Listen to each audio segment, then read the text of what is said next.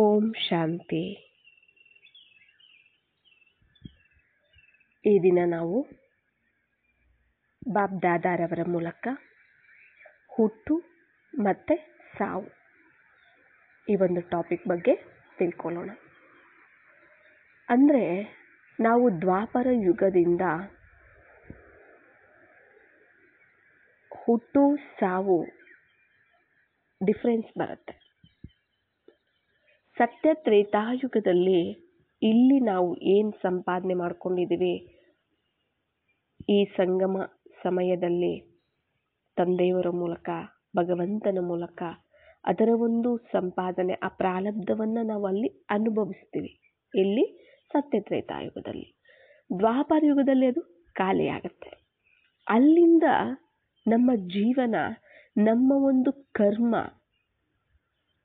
ನಮ್ಮ ಒಂದು ಸಂಸ್ಕಾರಗಳ ಅನುಗುಣವಾಗಿ ನಮ್ಮ ಒಂದು ಜನ್ಮಗಳು ಇರುತ್ತೆ, ನಮ್ಮ ಒಂದು ಜೀವನ ಇರುತ್ತೆ.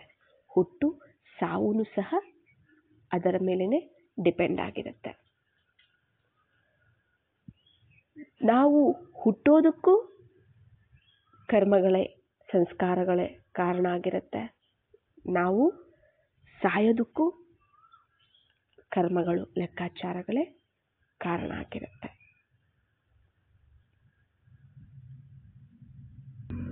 ಅಂದರೆ ನಮ್ಮ ಒಂದು ಕರ್ಮಗಳ ಮೇಲೇ ಸುಖ ದುಃಖ, ಒಳ್ಳೆಯದು ಕೆಟ್ಟದ್ದು ಪ್ರತಿಯೊಂದು ಸಹ ಆಧಾರಿತ ಆಗಿರುತ್ತೆ.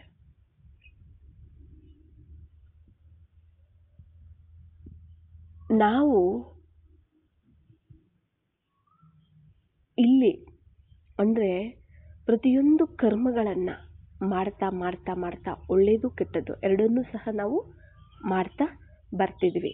ಅದರ ಅನುಗುಣವಾಗಿ ನಮಗೆ ಒಳ್ಳೆಯದಕ್ಕೆ ಒಳ್ಳೆಯದು, ಕೆಟ್ಟದ್ದಕ್ಕೆ ಕೆಟ್ಟದ್ದು, ಒಳ್ಳೆಯದಕ್ಕೆ ಸುಖ, ಕೆಟ್ಟದ್ದಕ್ಕೆ ದುಃಖ ಅನುಭವ ಆಗ್ತಾನೆ ಬಂದಿದೆ. ಇದು ಅನೇಕ ಆತ್ಮಗಳ ಜೊತೆ ನಮ್ಮ ಒಂದು ಲೆಕ್ಕಾಚಾರನೂ ಸಹ ತಯಾರಾಗಿದೆ, ನಮಗೆಲ್ಲರಿಗೂ ಸಹ ಗೊತ್ತಿದೆ. ಅದನ್ನು ತೀರಿಸೋದಕ್ಕೆ ಮತ್ತೆ ನಾನು ಹುಟ್ಟಬೇಕಾಗತ್ತೆ. ನನ್ನ ಒಂದು ಕರ್ಮ ಲೆಕ್ಕಾಚಾರಗಳ ಅನುಗುಣವಾಗಿಯೇ ಮತ್ತೆ ನಾನು ಸಾಯಬೇಕಾಗತ್ತೆ, ಮತ್ತೆ ನಾನು ಹುಟ್ಟಬೇಕಾಗತ್ತೆ. ಇಲ್ಲಿ ನಮ್ಮ ಒಂದು ಆತ್ಮದಲ್ಲಿ ಪಾಪ ಪುಣ್ಯದ ಒಂದು ಲೆಕ್ಕಾಚಾರ, ಸಂಸ್ಕಾರಗಳು ತುಂಬಿದವೆ. ಅದರ ಅನುಗುಣವಾಗಿಯೇ ನಾವೆಲ್ಲರೂ ಸಹ ಹುಟ್ಟುತ್ತಾ ಸಾಯ್ತಾ ಬರ್ತಿದ್ವಿ. ಹುಟ್ಟು ಸಾವು ಅನ್ನುವಂತಹ ಚಕ್ರದಲ್ಲಿ ನಾವೆಲ್ಲರೂ ಸಹ ದ್ವಾಪರ ಯುಗದಿಂದಲೂ ಸಹ ನಾವು ಬರ್ತಿದ್ದೀವಿ. ಆದರೆ ನಾವು ಇಲ್ಲಿ ನಾವು ಹುಟ್ಟುತ್ತಿರುವಂತಹದ್ದು ಪರ್ಪಸ್ ಏನು? ಒಂದು ಅಮೇರಿಕದಲ್ಲಿ ಒಂದು ರಿಸರ್ಚ್ ಆಗಿದೆ. ಅಲ್ಲಿ ಒಂದು ವಿಷಯ ಗೊತ್ತಾಗಿದೆ. ಅಲ್ಲಿ ಯಾವುದೋ ಒಂದು ಆತ್ಮವನ್ನು ಹಿಪ್ನೋಟೈಸ್ ಮಾಡಿದಾಗ ಏನೋ ಗೊತ್ತಾಗಿದೆ ಈ ಒಂದು ವಿಷಯ. ಇದು ಉಷಾ ದೀದಿ ಕ್ಲಾಸಲ್ಲಿ ತಿಳಿಸ್ತಿದ್ದು ಈ ಒಂದು ಸ್ಟೋರಿಯನ್ನು. ಇದು ರಿಯಲ್ ಆಗಿ ನಡೆದಿರುವಂತಹದ್ದು ಅಮೇರಿಕಾದಲ್ಲಿ. ಅಂದರೆ ಆತ್ಮ ಶರೀರ ಬಿಟ್ಟಾಗ ಒಂದು ಅಂದರೆ ನಾನು ಒಂದು ಜಾಗಕ್ಕೆ ಹೋದೆ ಮೇಲೆ, ಅಲ್ಲಿ ತುಂಬ ಹೊಳಿತಾ ಇರುವಂತಹ ಪ್ರಕಾಶವಾದಂತಹ ನಿರಾಕಾರ ರೂಪವನ್ನು ನೋಡಿದೆ. ಅವರಿಂದ ನನಗೆ ತುಂಬ ಸುಖ, ಪ್ರೀತಿ, ಆನಂದ, ಈ ಕಿರಣಗಳು, ಪವಿತ್ರತೆ, ಈ ಕಿರಣಗಳು ನನ್ನಲ್ಲಿ ಬಂದು ಸೇರ್ತಾ ಇರೋ ಥರ ಅನುಭವ ಆಯಿತು.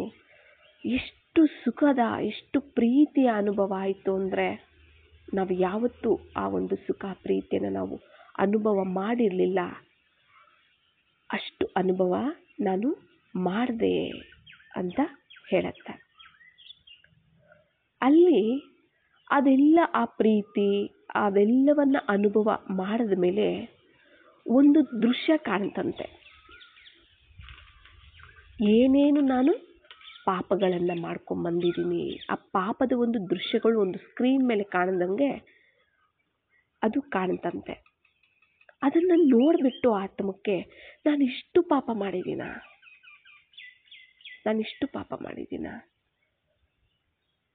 ಇಷ್ಟು ಜನಕ್ಕೆ ದುಃಖ, ಇಷ್ಟು ಜನಕ್ಕೆ ಮೋಸ, ಇಷ್ಟೆಲ್ಲ ನಾನು ಮಾಡಿದ್ದೀನ. ನಾನು ಏನೇ ಆದರೂ ಕೂಡ, ಯಾಕೆಂದರೆ ಮೊದಲು ಅಷ್ಟು ಆವೇಶ, ಅಷ್ಟು ಒಂದು ವಿಕಾರದಲ್ಲಿದ್ದ ಆತ್ಮಕ್ಕೆ ಭಗವಂತನ ಒಂದು ಶಕ್ತಿಗಳು ಸಿಕ್ಕಿದ ತಕ್ಷಣ ಆತ್ಮದ ಒಂದು ನಿಜ ಸಂಸ್ಕಾರದ ಅರಿವಾಗಿರುತ್ತೆ, ನಿಜ ಕರ್ಮ, ನಿಜ ಒಂದು ಗುಣದ ಅರಿವಾಗಿರುತ್ತೆ. ಆಗ ನಾನು ಈ ಥರ ಮಾಡಬಾರ್ದಾಗಿತ್ತು, ನಾನು ಈ ಥರ ಮಾಡಿಬಿಟ್ಟಿದ್ದೀನಲ್ಲ ಅಂತ ಪಶ್ಚಾತ್ತಾಪನೂ ಸಹ ಆಗಿದೆ ಆತ್ಮಕ್ಕೆ. ಇಷ್ಟೆಲ್ಲ ನಾನು ಮಾಡಿದ್ದೀನಲ್ಲ, ನಾನು ಏನೇನು ಮಾಡಿದ್ದೀನಿ ಅದೆಲ್ಲವನ್ನ ನಾನು ಈ ಸಾಲವನ್ನು ನಾನು ತೀರಿಸ್ಕೋಬೇಕು ಅಂತ ಡಿಸೈಡ್ ಮಾಡತ್ತಂತೆ ಆತ್ಮ. ಆ ಸಮಯದಲ್ಲಿ ಭಗವಂತನಿಗೆ ಮಾತು ಕೊಡುತ್ತಂತೆ. ಆ ಸಮಯದಲ್ಲಿ ನಾನು ಹೋಗಿ ಮತ್ತೆ ಈ ಎಲ್ಲ ಲೆಕ್ಕಾಚಾರವನ್ನು ತೀರಿಸ್ಕೊಳ್ತೀನಿ. ಹೊಸದಾಗಿ ಏನು ನಾನು ಹೊಸ ಲೆಕ್ಕಾಚಾರ ಪಾಪಕರ್ಮಗಳನ್ನು ನಾನು ಮಾಡೋದಿಲ್ಲ. ಹಳೆಯದೇನಿದೆ ಅದೆಲ್ಲವನ್ನು ನಾನು ಹೋಗಿ ತೀರಿಸ್ಕೊಳ್ತೀನಿ ಅಂತ ಹೇಳಿ ಭಗವಂತನ ಹತ್ರ ಪ್ರತಿಜ್ಞೆ ಮಾಡತ್ತಂತೆ. ಮಾಡಿಬಿಟ್ಟಾದಮೇಲೆ ಆತ್ಮನೇ ಡಿಸೈಡ್ ಮಾಡತ್ತಂತೆ, ನಾನು ಯಾರ ಹೊಟ್ಟೆಯಲ್ಲಿ ಹುಟ್ಟಬೇಕು, ಯಾರ ಗರ್ಭದಲ್ಲಿ ಹೋಗಿ ಪ್ರವೇಶ ಮಾಡಬೇಕು, ಮತ್ತು ನಾನು ಸ್ತ್ರೀಯಾಗಿ ಹುಟ್ಟಬೇಕಾ, ಪುರುಷನಾಗಿ ಹುಟ್ಟಬೇಕಾ, ಮತ್ತು ನನ್ನ ಜೀವನ ಯಾವ ರೀತಿ ಇರಬೇಕು, ಅಂದರೆ ನನ್ನ ಒಂದು ಸಾವು ಯಾವ ರೀತಿ ಇರಬೇಕು, ನನ್ನ ಒಂದು ಸಂಬಂಧಿಕರು ಯಾರಾಗಿರಬೇಕು, ಪತಿ ಇರ್ಬೋದು, ಇಲ್ಲ ಪತ್ನಿ ಇರ್ಬೋದು, ಮಕ್ಕಳಿರ್ಬೋದು, ಎಲ್ಲರನ್ನ ಡಿಸೈಡ್ ಮಾಡುತ್ತಂತೆ ಆತ್ಮ. ಆ ಸಮಯದಲ್ಲಿ ಯಾರ ಜೊತೆ ಜಾಸ್ತಿ ಲೆಕ್ಕಾಚಾರ ಇದೆಯೋ ಅವ್ರ ಹತ್ರನೇ ಹೋಗಿ ನಾನು ಜನ್ಮ ತಗೊಂಡು ಆ ಲೆಕ್ಕಾಚಾರವನ್ನು ಸಮಾಪ್ತಿ ಮಾಡ್ಕೊಂಡ್ಬಿಡ್ಬೇಕು, ಯಾವುದು ನಾನು ಉಳಿಸ್ಕೋಬಾರ್ದು, ಹೊಸದಾಗಿ ನಾನು ಏನು ಮಾಡಬಾರ್ದು ಅಂತ ಡಿಸೈಡ್ ಮಾಡಿಕೊಂಡು ಯಾವ ರೀತಿ ಶರೀರ ಬಿಡಬೇಕು, ನಾನು ಯಾವ ರೀತಿ ನನಗೆ ಸಾವು ಬರಬೇಕು. ಯಾಕೆ ಅಂದರೆ ಯಾರ ಜೊತೆ ಲೆಕ್ಕಾಚಾರ ಇದೆ ಅವ್ರ ಜೊತೆ ಇರೋದ್ರಿಂದ ತುಂಬ ಲೆಕ್ಕಾಚಾರ ತೀರಿಸ್ಕೋಬೋದು, ಮತ್ತು ಸಾಯೋದ್ರಿಂದನೂ ಲೆಕ್ಕಾಚಾರ ತೀರಿಸ್ಕೋಬೋದು. ಅದೆಲ್ಲ ಯೋಚನೆ ಮಾಡಿ ಡಿಸೈಡ್ ಮಾಡಿಕೊಂಡು ಜನ್ಮ ತಗೊಳ್ಳುತ್ತಂತೆ ಆತ್ಮ. ಆತ್ಮ ಹೇಳ್ತಂತೆ, ನಾವೇ ಡಿಸೈಡ್ ಮಾಡ್ತೀವಿ, ನಾನೇ ಡಿಸೈಡ್ ಅಂದರೆ ಆತ್ಮಗಳಾದಂಥ ನಾವೇ ಡಿಸೈಡ್ ಮಾಡ್ತೀವಿ ಹೇಗೆ ಸಾಯಬೇಕು, ಎಂಥವ್ರು ನಮಗೆ ಸಂಬಂಧಿಕರಾಗಿರಬೇಕು, ಏನು ಅನ್ನೋದು ಎಲ್ಲವನ್ನು ನಾವೇ ಡಿಸೈಡ್ ಮಾಡ್ತೀವಿ, ಡಿಸೈಡ್ ಮಾಡಿನೇ ನಾವು ಹುಟ್ಟುತ್ತೀವಿ ಅಂತ ಹೇಳಿದ್ರಂತೆ. ಆಮೇಲೆ ಗರ್ಭದಲ್ಲಿ ಪ್ರವೇಶ ಆದಮೇಲೆ 2 ವರ್ಷದವರೆಗೂ ಸಹ ನಾನು ಏನಕ್ಕೆ ಬಂದಿದ್ದೀನಿ, ಏನಕ್ಕೆ ಪ್ರವೇಶ ಆಗಿದ್ದೀನಿ, ಏನಕ್ಕೆ ಹುಟ್ಟುತ್ತಿದ್ದೀನಿ ಎಲ್ಲದರ ಸ್ಮೃತಿ ಇರುತ್ತಂತೆ ಆತ್ಮಕ್ಕೆ. ನನ್ನ ಲೆಕ್ಕಾಚಾರ ಸಮಾಪ್ತಿ ಮಾಡ್ಕೊಳ್ಳೋದಕ್ಕೆ ಹುಟ್ಟುತ್ತಾ ಇರುವಂತಹದ್ದು, ನಾನು ಬಂದಿರುವಂತಹದ್ದು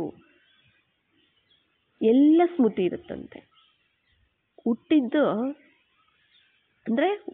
ಆದಮೇಲೆ 2 ವರ್ಷದವರೆಗೂ ಎಲ್ಲನೂ ಸಹ ಈಗ ಗರ್ಭದಲ್ಲಿದ್ದಾಗೂ ಸ್ಮೃತಿ ಇರುತ್ತೆ, ನಾನೇನು ಹುಟ್ಟುತ್ತಿದ್ದೀನಿ, ನಾನೇನು ಗರ್ಭ ಪ್ರವೇಶ ಮಾಡಿದ್ದೀನಿ, ಯಾಕೆ ಏನು ಎಲ್ಲ ಸ್ಮೃತಿ ಇರುತ್ತೆ. ಹುಟ್ಟಿದ ಮೇಲೆ 2 ವರ್ಷದವರೆಗೂ ಸ್ಮೃತಿ ಇರುತ್ತಂತೆ.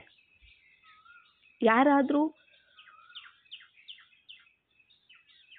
ಅಂದರೆ ತುಂಬ ಹಿಂದಿನ ಜನ್ಮಗಳಲ್ಲಿ ಯಾರಿಗಾದ್ರೂ ತುಂಬ ದುಃಖ ಕೊಟ್ಟಿರೋರಿದ್ದರೆ ಅವ್ರ ಜೊತೆ ಅವ್ರು ಬಂದ ತಕ್ಷಣ ಅವ್ರ ಜೊತೆ ಖುಷಿಯಿಂದ ನೋಡ್ತಾ ಆ ಖುಷಿಯನ್ನು ಅವ್ರ ಮೇಲೆ ಅಂದರೆ ಅವರನ್ನು ನೋಡಿ ನಗುವಂಥದ್ದು. ಆ ನಗು ನೋಡಿ ಯಾರಾದರೂ ಎತ್ಕೊಂಡಾಗ ಅವ್ರನ್ನ ನೋಡಿ ನಗುತ್ತೆ, ಕೆಲವರನ್ನು ನೋಡಿ ಅಳುತ್ತೆ ಮಗು ಅಲ್ವಾ. ಅಂದರೆ ಇದು ಸುಖ ದುಃಖ ಕೊಟ್ಟಿರುವಂತಹ ಸಂಬಂಧಗಳು ಆಗಿರ್ತವೆ. ಆಮೇಲೆ 2 ವರ್ಷದವರೆಗೂ ನೆನಪಿರುತ್ತೆ. ಆಮೇಲೆ ನಾವು ಈ ಹಳೆಯ ಸ್ಮೃತಿ, ನಾನು ಏನಕ್ಕೆ ಬಂದಿದ್ದೀನಿ ಅನ್ನೋದನ್ನ ಮರೀತಾ ಹೊರಟೋಗ್ತೀವಿ ನಾವು. ಅವರು ನನ್ನ ಅಪ್ಪ, ನನ್ನ ಅಮ್ಮ, ನನ್ನ ಅಜ್ಜಿ, ತಾತ, ಚಿಕ್ಕಪ್ಪ, ಚಿಕ್ಕಮ್ಮ, ಅತ್ತೆ, ಮಾವ, ಅವರ ಒಂದು ಒಡನಾಟದಲ್ಲಿ ಬರ್ತಾ ಬರ್ತಾ ಅವರು ನಮ್ಮನ್ನ ಮಗು ಅಂತ, ನನ್ನ ಮಗಳು, ನನ್ನ ಮಗ ಅಂತ ಅವರು ಅಷ್ಟು ಮೋಹದಿಂದ ನನ್ನನ್ನು ನೋಡ್ಕೊಳ್ತಾ ಇದ್ದಾಗ ಅವರ ಒಂದು ಸಂಸ್ಕಾರ ಏನಿದೆ, ದೇಹದ ಸಂಸ್ಕಾರ, ಮೋಹದ ಸಂಸ್ಕಾರ, ಅವುಗಳಿಗೆ ನಾನು ವಶ ಆಗ್ಬಿಡ್ತೀವಿ ನಾವು. ಅವುಗಳಿಗೆ ನಾವು ವಶ ಆಗ್ಬಿಟ್ಟು ನಾವು ಬಂದಿರೋಂಥ ಪರ್ಪಸ್ಸನ್ನ ಮರ್ತೋಗ್ಬಿಡ್ತೀವಿ. ಆಮೇಲೆ ಅವರತ್ತೆ ನಾವು ನನ್ನಪ್ಪ, ನನ್ನಮ್ಮ ಅಂತ ಅವ್ರ ಕಡೆ ಮೋಹ ಇಟ್ಕೊಂಡು ಬೆಳೀತಾ ಸ್ಟಾರ್ಟ್ ಆಗ್ತೀವಿ. ಮತ್ತೆ ಹೊಸದಾಗಿ ನಾವು ಬಂದಿರೋದೇನಕ್ಕೆ, ಹೊಸ ಲೆಕ್ಕಾಚಾರಗಳನ್ನು ಕ್ರಿಯೇಟ್ ಮಾಡ್ಕೊಳಕ್ಕಲ್ಲ, ಹಳೆಯದೆಲ್ಲವನ್ನು ಸಮಾಪ್ತಿ ಮಾಡ್ಕೊಳ್ಳೋದಕ್ಕೆ. ಆದರೆ ನಮ್ಗೆ ಆ ಸ್ಮೃತಿನೇ ಇರೋದಿಲ್ಲ. ಹೊಸದಾಗೆಲ್ಲ ತಯಾರು ಮಾಡ್ಕೊಳ್ತಾ ಹೋಗ್ತೀವಿ. ಹಳೇದು ಸಮಾಪ್ತಿ ಕಡೆ ಸ್ಮೃತಿ ಇರೋದಿಲ್ಲ, ಹೊಸದಾಗಿ ನಾವೆಲ್ಲನೂ ತಯಾರು ಮಾಡ್ಕೊಳ್ತಾ ಹೋಗ್ತೀವಿ. ಹೀಗೇನೆ ಅದು ಕಂಟಿನ್ಯೂ ಆಗ್ತಾ ಇರುತ್ತೆ ಅಂತ ಒಂದು ಆ ರಿಸರ್ಚಲ್ಲಿ ಕಂಡು ಬಂದಿರುವಂಥ ವಿಷಯ ಇದು. ಉಷಾ ದೀದಿ ಒಂದು ಕ್ಲಾಸಲ್ಲಿ ಮಧುಬನದಲ್ಲಿ ತಿಳಿಸಿರುವಂತಹದ್ದು ಇದು.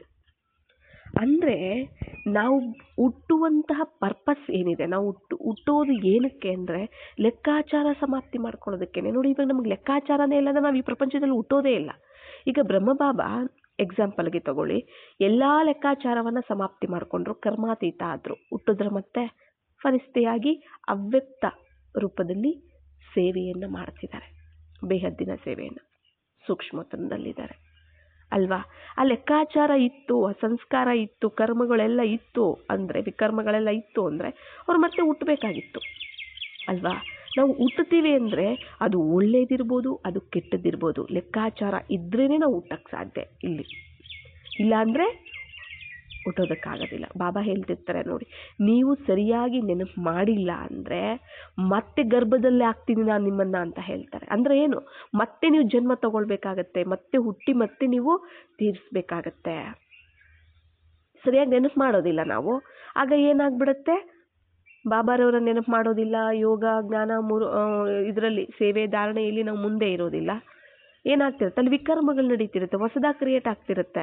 ಮತ್ತೆ ಅದನ್ನ ತೀರಿಸ್ಕೊಳಕ್ಕೆ ಮತ್ತೆ ಹುಟ್ಟಬೇಕಲ್ಲ, ಮತ್ತೆ ನೀವು ಗರ್ಭ ಪ್ರವೇಶ ಮಾಡಬೇಕಾಗತ್ತೆ, ಮತ್ತೆ ನೀವು ಶಿಕ್ಷೆ, ಗರ್ಭದಲ್ಲೂ ಶಿಕ್ಷೆ, ಮತ್ತೆ ಹುಟ್ಟುನು ಮತ್ತೆ ಶಿಕ್ಷೆ ಅನುಭವಿಸ್ಬೇಕಾಗತ್ತೆ. ನೀವು ಸರಿಯಾಗಿ ನೆನಪು ಮಾಡಿಲ್ಲ ಅಂದರೆ ಮತ್ತೆ ಇನ್ನೊಂದು ಜನ್ಮ ತಗೊಳ್ಬೇಕಾಗತ್ತೆ ಅಂತ ಹೇಳ್ತಿರ್ತಾರೆ.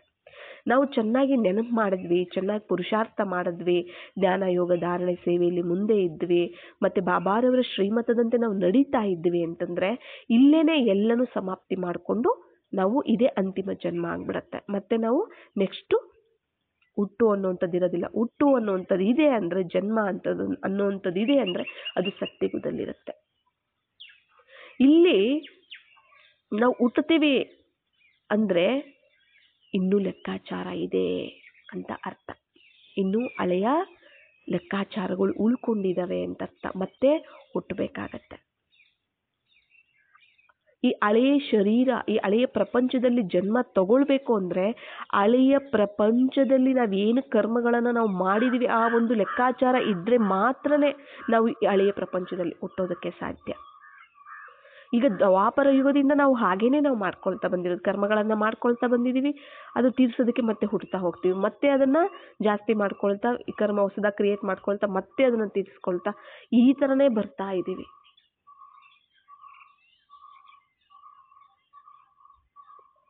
ಡ್ರಾಮಾನುಸಾರವಾಗಿ ಇಷ್ಟು ಜನ್ಮಗಳು ಅನ್ನುವಂಥದ್ದಿದೆ, ತಯಾರಾಗೋಗಿದೆ. ಆದರೆ ನಮ್ಮ ಲೆಕ್ಕಾಚಾರದ ಅನುಸಾರವಾಗಿಯೇ ನಡಿಬೇಕು ಅನ್ನೋದು ಸಹ ಅದು ಫಿಕ್ಸ್ ಇದೆ. ಅದರಂತೆಯೇ ಡ್ರಾಮಾನುಸಾರವಾಗಿ ನಾವು ಹುಟ್ಟುವಂಥದ್ದು, ಸಾಯುವಂಥದ್ದು ಇದೆಲ್ಲ ಬರ್ತಾ ಇದೆ. ಈಗ ನೋಡಿ, ನಾವು ಬಂದಿರುವಂಥದ್ದು ಏನಕ್ಕೆ, ಲೆಕ್ಕಾಚಾರ ಸಮಾಪ್ತಿ ಮಾಡ್ಕೊಳ್ಳೋಕ್ಕೆ. ಆದರೆ ಇಲ್ಲಿ ಬಂದ ತಕ್ಷಣ ಮರ್ತೋಗ್ಬಿಡ್ತೀವಿ.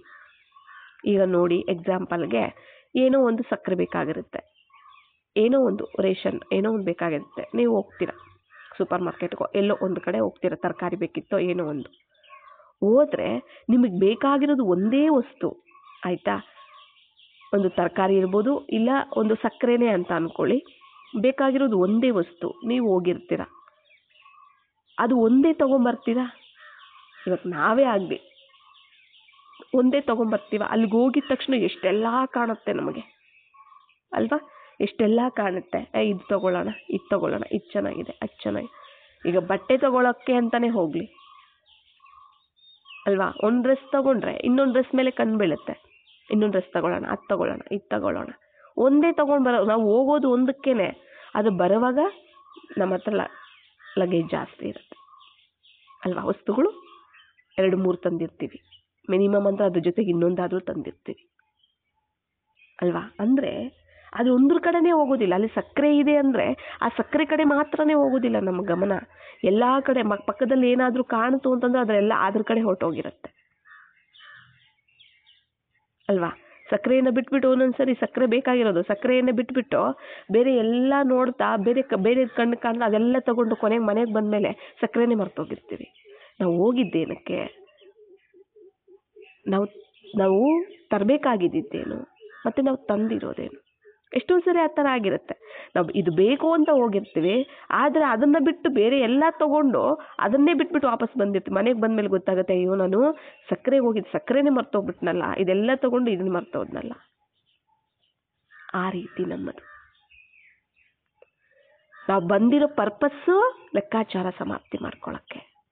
ಆದರೆ ಇಲ್ಲಿ ಬಂದ ತಕ್ಷಣ ಎಲ್ಲ ನೋಡಿದ ತಕ್ಷಣ ದೇಹದಾರಿಗಳು, ಸಂಬಂಧಗಳು ಅಲ್ವಾ, ಆ ಮೋಹ ಅದರಲ್ಲೆಲ್ಲ ಸಿಕ್ಕಾಕೊಂಡ್ಬಿಡ್ತೀವಿ. ವಸ್ತು, ವೈಭವ, ದುಡ್ಡು, ಸಂಪತ್ತು, ಎಲ್ಲ ಪದಾರ್ಥಗಳು ಎಲ್ಲ ಸಿಕ್ಕಾಕೊಂಡ್ಬಿಟ್ಟು ನಾವು ಬಂದಿರೋ ಪರ್ಪಸ್ಸನ್ನೇ ನಾವು ಮರ್ತೋಗ್ಬಿಡ್ತೀವಿ. ಏನಕ್ಕೆ ನಾವು ಬಂದಿದ್ದೀವಿ ಅನ್ನೋದನ್ನೇ ನಾವು ಮರ್ತೋಗ್ಬಿಡ್ತೀವಿ. ಅವುಗಳಲ್ಲಿ ಸಿಕ್ಕಾಕೊಂಡು ಅವುಗಳಲ್ಲೇ ಮುಳುಗೋಗಿರ್ತೀವಿ. ಅಂದರೆ ಏನು, ಅದು ಆ ಸಂಬಂಧ ಚೆನ್ನಾಗಿದೆ, ಅದು ಚೆನ್ನಾಗಿದೆ, ಇದು ಚೆನ್ನಾಗಿದೆ, ಎಲ್ಲ ಕಡೆ ಆಕರ್ಷಣೆ. ವ್ಯಕ್ತಿಗಳು, ವಸ್ತುಗಳು, ವೈಭವ, ಪದಾರ್ಥ ಎಲ್ಲ ಕಡೆ ಆಕರ್ಷಣೆ, ಅವುಗಳ ಕಡೆ ಹೊರಟೋಗಿರುತ್ತೆ ಗಮನ. ನಾವು ಬಂದಿರುವಂತಹದ್ದು ಏನಕ್ಕೆ ಅನ್ನೋದನ್ನೇ ನಾವು ಮರ್ತೋಗಿರ್ತೀವಿ. ಈಗ ನಡೀತಿರುವಂಥದ್ದು ಹಾಗೇನೆ ನಮ್ಮದು ಸಹ. ಇಲ್ಲಿ ನಾವು ಅರ್ಥ ಮಾಡ್ಕೊಳ್ಬೇಕಾಗಿರೋದು ಒಂದೇ, ಇಲ್ಲಿ ಈ ಕರ್ಮ ಕ್ಷೇತ್ರದಲ್ಲಿ ನಾವು ಇರೋವರೆಗೂ, ಇಲ್ಲಿ ಕರ್ಮ ಮಾಡೋವರೆಗೂ ನಾವೆಲ್ಲ ಹೇಳ್ತೀವಿ, ಈ ಭೂಮಿ ಅನ್ನುವಂತಹದ್ದು ಒಂದು ಸ್ಟೇಜ್ ಆಗಿದೆ. ಇದು ರಂಗಮಂಚ ಅಂದರೆ ನಾಟಕ ಮಾಡುವಂತಹ ಸ್ಟೇಜ್ ಆಗಿದೆ. ನಾವೆಲ್ಲರೂ ಪಾತ್ರಧಾರಿಗಳು, ಪಾತ್ರವನ್ನು ಮಾಡ್ತಾ ಇದ್ದೀವಿ. ಸ್ತ್ರೀ ಪುರುಷ ಅನ್ನೋ ಒಂದು ವಸ್ತ್ರ, ಡ್ರೆಸ್ಸನ್ನು, ಕಾಸ್ಟ್ಯೂಮನ್ನು ನಾವು ಧರಿಸಿ ಇಲ್ಲಿ ಪಾತ್ರವನ್ನು ನಾವು ಮಾಡ್ತಾ ಇದ್ದೀವಿ. ಇಲ್ಲಿ ನಾಟಕ ಮಾಡೋದಕ್ಕೆ ಈ ಸೆಟ್ ಏನಿದೆ, ಈ ಒಂದು ಸ್ಟೇಜ್ ಏನಿದೆ, ಇಲ್ಲಿ ಎಲ್ಲವೂ ಸಹ ಲಭ್ಯ ಇದೆ. ನೀರು, ಗಾಳಿ ಅಲ್ವಾ, ಎಲ್ಲವೂ ಸಹ, ವಸ್ತುಗಳು ಎಲ್ಲವೂ ಸಹ ಸಿಗುತ್ತೆ. ನಾಟಕ ಮುಗೀತು, ಎಲ್ಲವೂ ಇಲ್ಲೇ ಬಿಟ್ಟು ವಾಪಸ್ ನಾವು ಮನೆಗೆ ಹೋಗಬೇಕಾಗಿದೆ. ಯಾವುದೂ ನಮ್ಮ ಜೊತೆ ಬರೋದಿಲ್ಲ. ಆದರೆ ಬರೋದು ಒಂದೇ ಒಂದು, ನಾವು ಮಾಡಿರುವಂತಹ ಪಾಪ ಪುಣ್ಯ. ಇದೆಲ್ಲರಿಗೂ ಸಹ ನಮಗೆ ಗೊತ್ತಿದೆ. ಯಾರೂ ಬರೋದಿಲ್ಲ. ಇವಾಗ ನೋಡಿ, ಒಂದು ಎಕ್ಸಾಂಪಲ್ಗೆ ಒಂದು ಕಥೆಯನ್ನು ನೀವು ಕೇಳಿರ್ಬೋದು ಕೂಡ. ಒಬ್ಬ ರಾಜ ಇದ್ದ. ಒಬ್ಬ ರಾಜನಿಗೆ 4 ಜನ ರಾಣಿಯರಿದ್ರು. ಮೊದಲನೇ ರಾಣಿ ಅಷ್ಟೊಂದೇನು ನೋಡೋದಕ್ಕೆ ಸುಂದರವಾಗಿಲ್ಲ. ರಾಜನಿಗೂ ಅಷ್ಟೊಂದು ಆ ಮೊದಲನೇ ರಾಣಿ ಮೇಲೆ ಇಷ್ಟನೂ ಇರಲಿಲ್ಲ.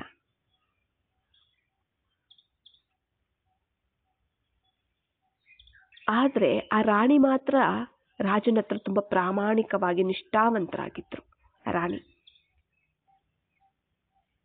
ಎರಡನೇ ರಾಣಿ ತುಂಬ ಬುದ್ಧಿವಂತಳಾಗಿದ್ಲು. ಏನೇ ಒಂದು ಸಮಸ್ಯೆ ಬಂದರೂ ಈ ರಾಜ ಎರಡನೇ ರಾಣಿ ಹತ್ರ ಹೋಗಿ ಸಲಹೆಗಳನ್ನು ಕೇಳಿ ತಗೊಳ್ತಿದ್ದ. ಅವ್ರ ಜೊತೆ ಚೆನ್ನಾಗೂ ಇದ್ದ. ಮೂರನೇ ರಾಣಿ ಏನಿದ್ದಾರೆ, ಮೂರನೇ ರಾಣಿ ಅಂದರೆ ತುಂಬ ಇಷ್ಟ. ಎಲ್ಲರ ಹತ್ರ ಹೋಗಿ ಪರಿಚಯ ಮಾಡಿಸ್ಬೇಕು, ಎಲ್ಲರ ಹತ್ರ ಮೂರನೇ ರಾಣಿ ಬಗ್ಗೆ ತಿಳಿಸ್ಬೇಕು, ಪರಿಚಯ ಮಾಡಿಸ್ಬೇಕು ಅನ್ನೋ ಹೆಮ್ಮೆ, ಆ ಒಂದು ಪ್ರೌಡ್ ಫೀಲಿಂಗ್ ಅನ್ನೋವಂಥದ್ದು ಇತ್ತು ಮೂರನೇ ರಾಣಿ ಮೇಲೆ. ನಾಲ್ಕನೇ ರಾಣಿ 4ನೇ ರಾಣಿ ಅಂದರೆ ತುಂಬ ಇಷ್ಟ. 4ನೇ ರಾಣಿಗೆ ಏನು ಇಚ್ಛೆ ಇದೆ ಅದನ್ನೆಲ್ಲ ಪೂರೈಸ್ತಾ ಇದ್ದ. ತುಂಬ ಕಾಳಜಿ ವಹಿಸ್ತಿದ್ದ, ತುಂಬ ಇಷ್ಟಪಡ್ತಿದ್ದ. ಆದರೆ ಒಂದು ದಿನ ರಾಜ ಅನಾರೋಗ್ಯ ಅಂದರೆ ಕಾಯಿಲೆ ಬಂದ್ಬಿಡುತ್ತೆ ರಾಜನಿಗೆ. ಹಾಸಿಗೆ ಮೇಲೆ ಮಲಗಿರ್ತಾನೆ, ಯೋಚನೆ ಮಾಡ್ತಾನೆ, ನನ್ನ ಜೀವನವೆಲ್ಲ ನಾನು 4 ರಾಣಿಯರ ಜೊತೆ ನಾನು ಕಳೆದೆ. ಈಗ ನಾನು ಸತ್ತೋಗ್ತಾ ಇದ್ದೀನಿ, ಬಿಟ್ಟು ಹೊರಟೋಗ್ತಾ ಇದ್ದೀನಿ. ಈ ಅರಮನೆ, ನನ್ನ ರಾಣಿನ ನಾನು ಬಿಟ್ಟೋಗ್ತಾ, ನನ್ನ ರಾಣಿಯರ ಹತ್ರನೇ ನನ್ನ ಜೀವನ ಕಳೆದೆ, ನನ್ನ ಜೀವನ ಇಲ್ಲ. ಈಗ ನಾನು ಸತ್ತೋಗ್ತಾ ಇದ್ದೀನಿ. ಈಗ ನನ್ನ ರಾಣಿಯರನ್ನು ನಾನು ಕೇಳೋಣ, ನನ್ನ ಜೊತೆ ಬರ್ತಾರೇನೋ ಅಂತ ಯೋಚನೆ ಮಾಡ್ತಾನೆ. ಯಾರು? ರಾಜ. ಯಾಕೆಂದರೆ ನನ್ನ ಜೀವನ ಎಲ್ಲ ರಾಣಿಯರ ಜೊತೆ ಕಳೆದಿದ್ದೀನಿ. ಆದ್ದರಿಂದ ನಾನು ಸಾಯೋವಾಗಲೂ ನನ್ನ ಜೊತೆ ಬರ್ತಾರಾ? ಬದುಕಿದ್ದಾಗ ಅವ್ರ ಜೊತೆ ಇದ್ದೆ, ಸಾಯೋವಾಗೂ ನನ್ನ ಜೊತೆ ಬರ್ತಾರಾ ಅವರು? ಕೇಳೋಣ ಅಂತ 4ನೇ ರಾಣಿನ ಕೇಳಿದಂತೆ. ನಾನು ನನ್ನ ಜೀವನ ಎಲ್ಲ ನಿನ್ನ ಜೊತೆ ಕಳೆದೆ, ಈಗ ನಾನು ಸಾಯ್ತಿದ್ದೀನಿ, ನಾನು ಹೊರಟೋಗ್ತಿದ್ದೀನಿ, ನನ್ನ ಜೊತೆ ಬರ್ತೀಯಾ ಅಂತ. ಇಲ್ಲ, ನಾನು ಬರೋದಕ್ಕಾಗೋದಿಲ್ಲ,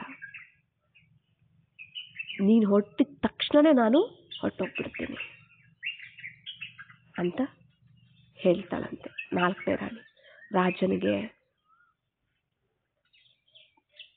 ಮನಸ್ಸು ಹೊಡೆದೋಗ್ಬಿಡುತ್ತೆ. ಮತ್ತೆ 3ನೇ ರಾಣಿನ ಕೇಳ್ತಾನೆ, ನೀನು ಬರ್ತೀಯ ನನ್ನ ಜೊತೆ? ನಿನ್ನ ಜೊತೆ ಜೀವನ ಕಳೆದ್ನಲ್ಲ ನಾನು ಬದುಕಿರೋವರೆಗೂ, ನಾನು ಸತ್ತಾಗ ನನ್ನ ಜೊತೆ ಬರ್ತೀಯ ಅಂತ. ಇಲ್ಲ, ನಾನು ಬರೋದಕ್ಕಾಗೋದಿಲ್ಲ. ನೀವು ಹೊರಟೋಗಿದ ತಕ್ಷಣವೇ ನಾನು ಇನ್ನೊಬ್ರಿಗೆ ಸ್ವಂತ ಆಗ್ಬಿಡ್ತೀನಿ. ಆಮೇಲೆ ಅದಕ್ಕೂ ದುಃಖ ಆಗ್ಬಿಡುತ್ತೆ ತುಂಬ ರಾಜನಿಗೆ. ಆಮೇಲೆ 2ನೇ ರಾಣಿನ ಕೇಳ್ತಾನೆ.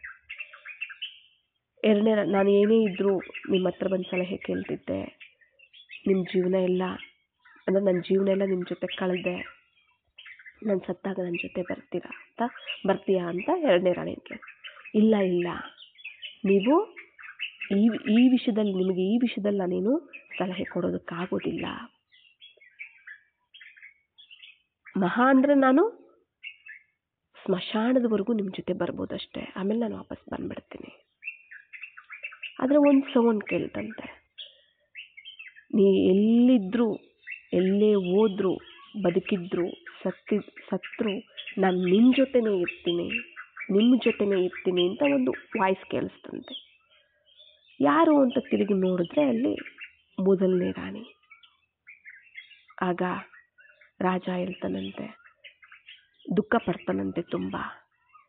ನಾನು ಬದುಕಿದ್ದಾಗ ನಿನ್ನ ಕಡೆ ಯಾವತ್ತೂ ಕಾಳಜಿನೇ ವಹಿಸಲಿಲ್ಲ, ನಿನ್ನನ್ನು ನಾನು ಸರಿಯಾಗಿ ನೋಡಲಿಲ್ಲ, ನಿನ್ನ ಕಡೆ ಗಮನ ಕೊಡಲಿಲ್ಲ.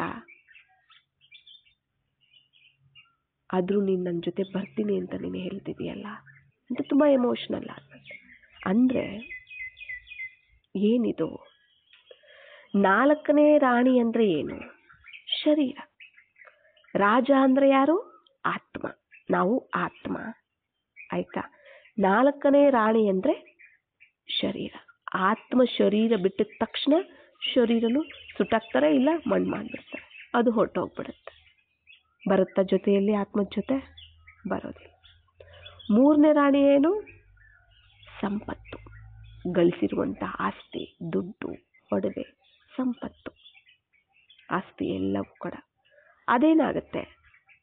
ಆತ್ಮ ಶರೀರ ಬಿಟ್ಟು ಹೊರಟೋಯ್ತು ಅಂದ ತಕ್ಷಣ, ಸತ್ರು ಅಂದ ತಕ್ಷಣವೇ ಅದು ಇನ್ನೊಬ್ರು ಸೊತ್ತಾಗ್ಬಿಡುತ್ತೆ. ಮಕ್ಕಳು, ಮೊಮ್ಮಕ್ಕಳು, ಅವ್ರಿಗೆ ಸೊತ್ತಾಗ್ಬಿಡುತ್ತೆ. ಅದು ಜೊತೆಯಲ್ಲಿ ಬರೋದಿಲ್ಲ. ಮತ್ತೆ 2ನೇ ರಾಣಿ ಯಾರು? ಸಂಬಂಧಗಳು, ಅಪ್ಪ, ಅಮ್ಮ, ಅಣ್ಣ, ತಂಗಿ, ಅಜ್ಜಿ, ತಾತ, ಪತಿ, ಪತ್ನಿ, ಮಕ್ಕಳು, ಎಲ್ಲ ಸಂಬಂಧಗಳು, ನಮ್ಮ ಹತ್ತಿರದ ಸಂಬಂಧಗಳು. ಅವ್ರು ಬಂದರೆ ಸ್ಮಶಾನದವರೆಗೂ ಮಾತ್ರ ಬರ್ತಾರೆ ಅವರು ಜೊತೆಲಿ ಬರೋದಿಲ್ಲ. ಆದರೆ ನೀವು ಬದುಕಿದ್ದಾಗ ನೀವು ಏನೇ ಸಲಹೆ ತಗೊಂಡಿರ್ಬೋದು, ಎಷ್ಟೇ ಜೊತೆಯಲ್ಲಿರ್ಬೋದು, ಆದರೆ ಶರೀರ ಬಿಟ್ಟಾಗ ಯಾವ ಸಂಬಂಧಗಳು ಜೊತೆಲಿ ಬರೋದಿಲ್ಲ. ಮೊದಲನೇ ರಾಣಿ ಯಾರು? ನಮ್ಮ ಒಂದು ಕರ್ಮ, ನಮ್ಮ ಒಂದು ಸಂಸ್ಕಾರಗಳು, ಲೆಕ್ಕಾಚಾರಗಳು. ಅವು ಆತ್ಮ ಶರೀರ ಬಿಟ್ಟು ಇನ್ನೊಂದು ಶರೀರವನ್ನು ತಗೋಬೋದು, ಇಲ್ಲಿ ಸತ್ತು ಇನ್ನೊಂದು ಜನ್ಮವನ್ನು ತಗೋಬೋದು.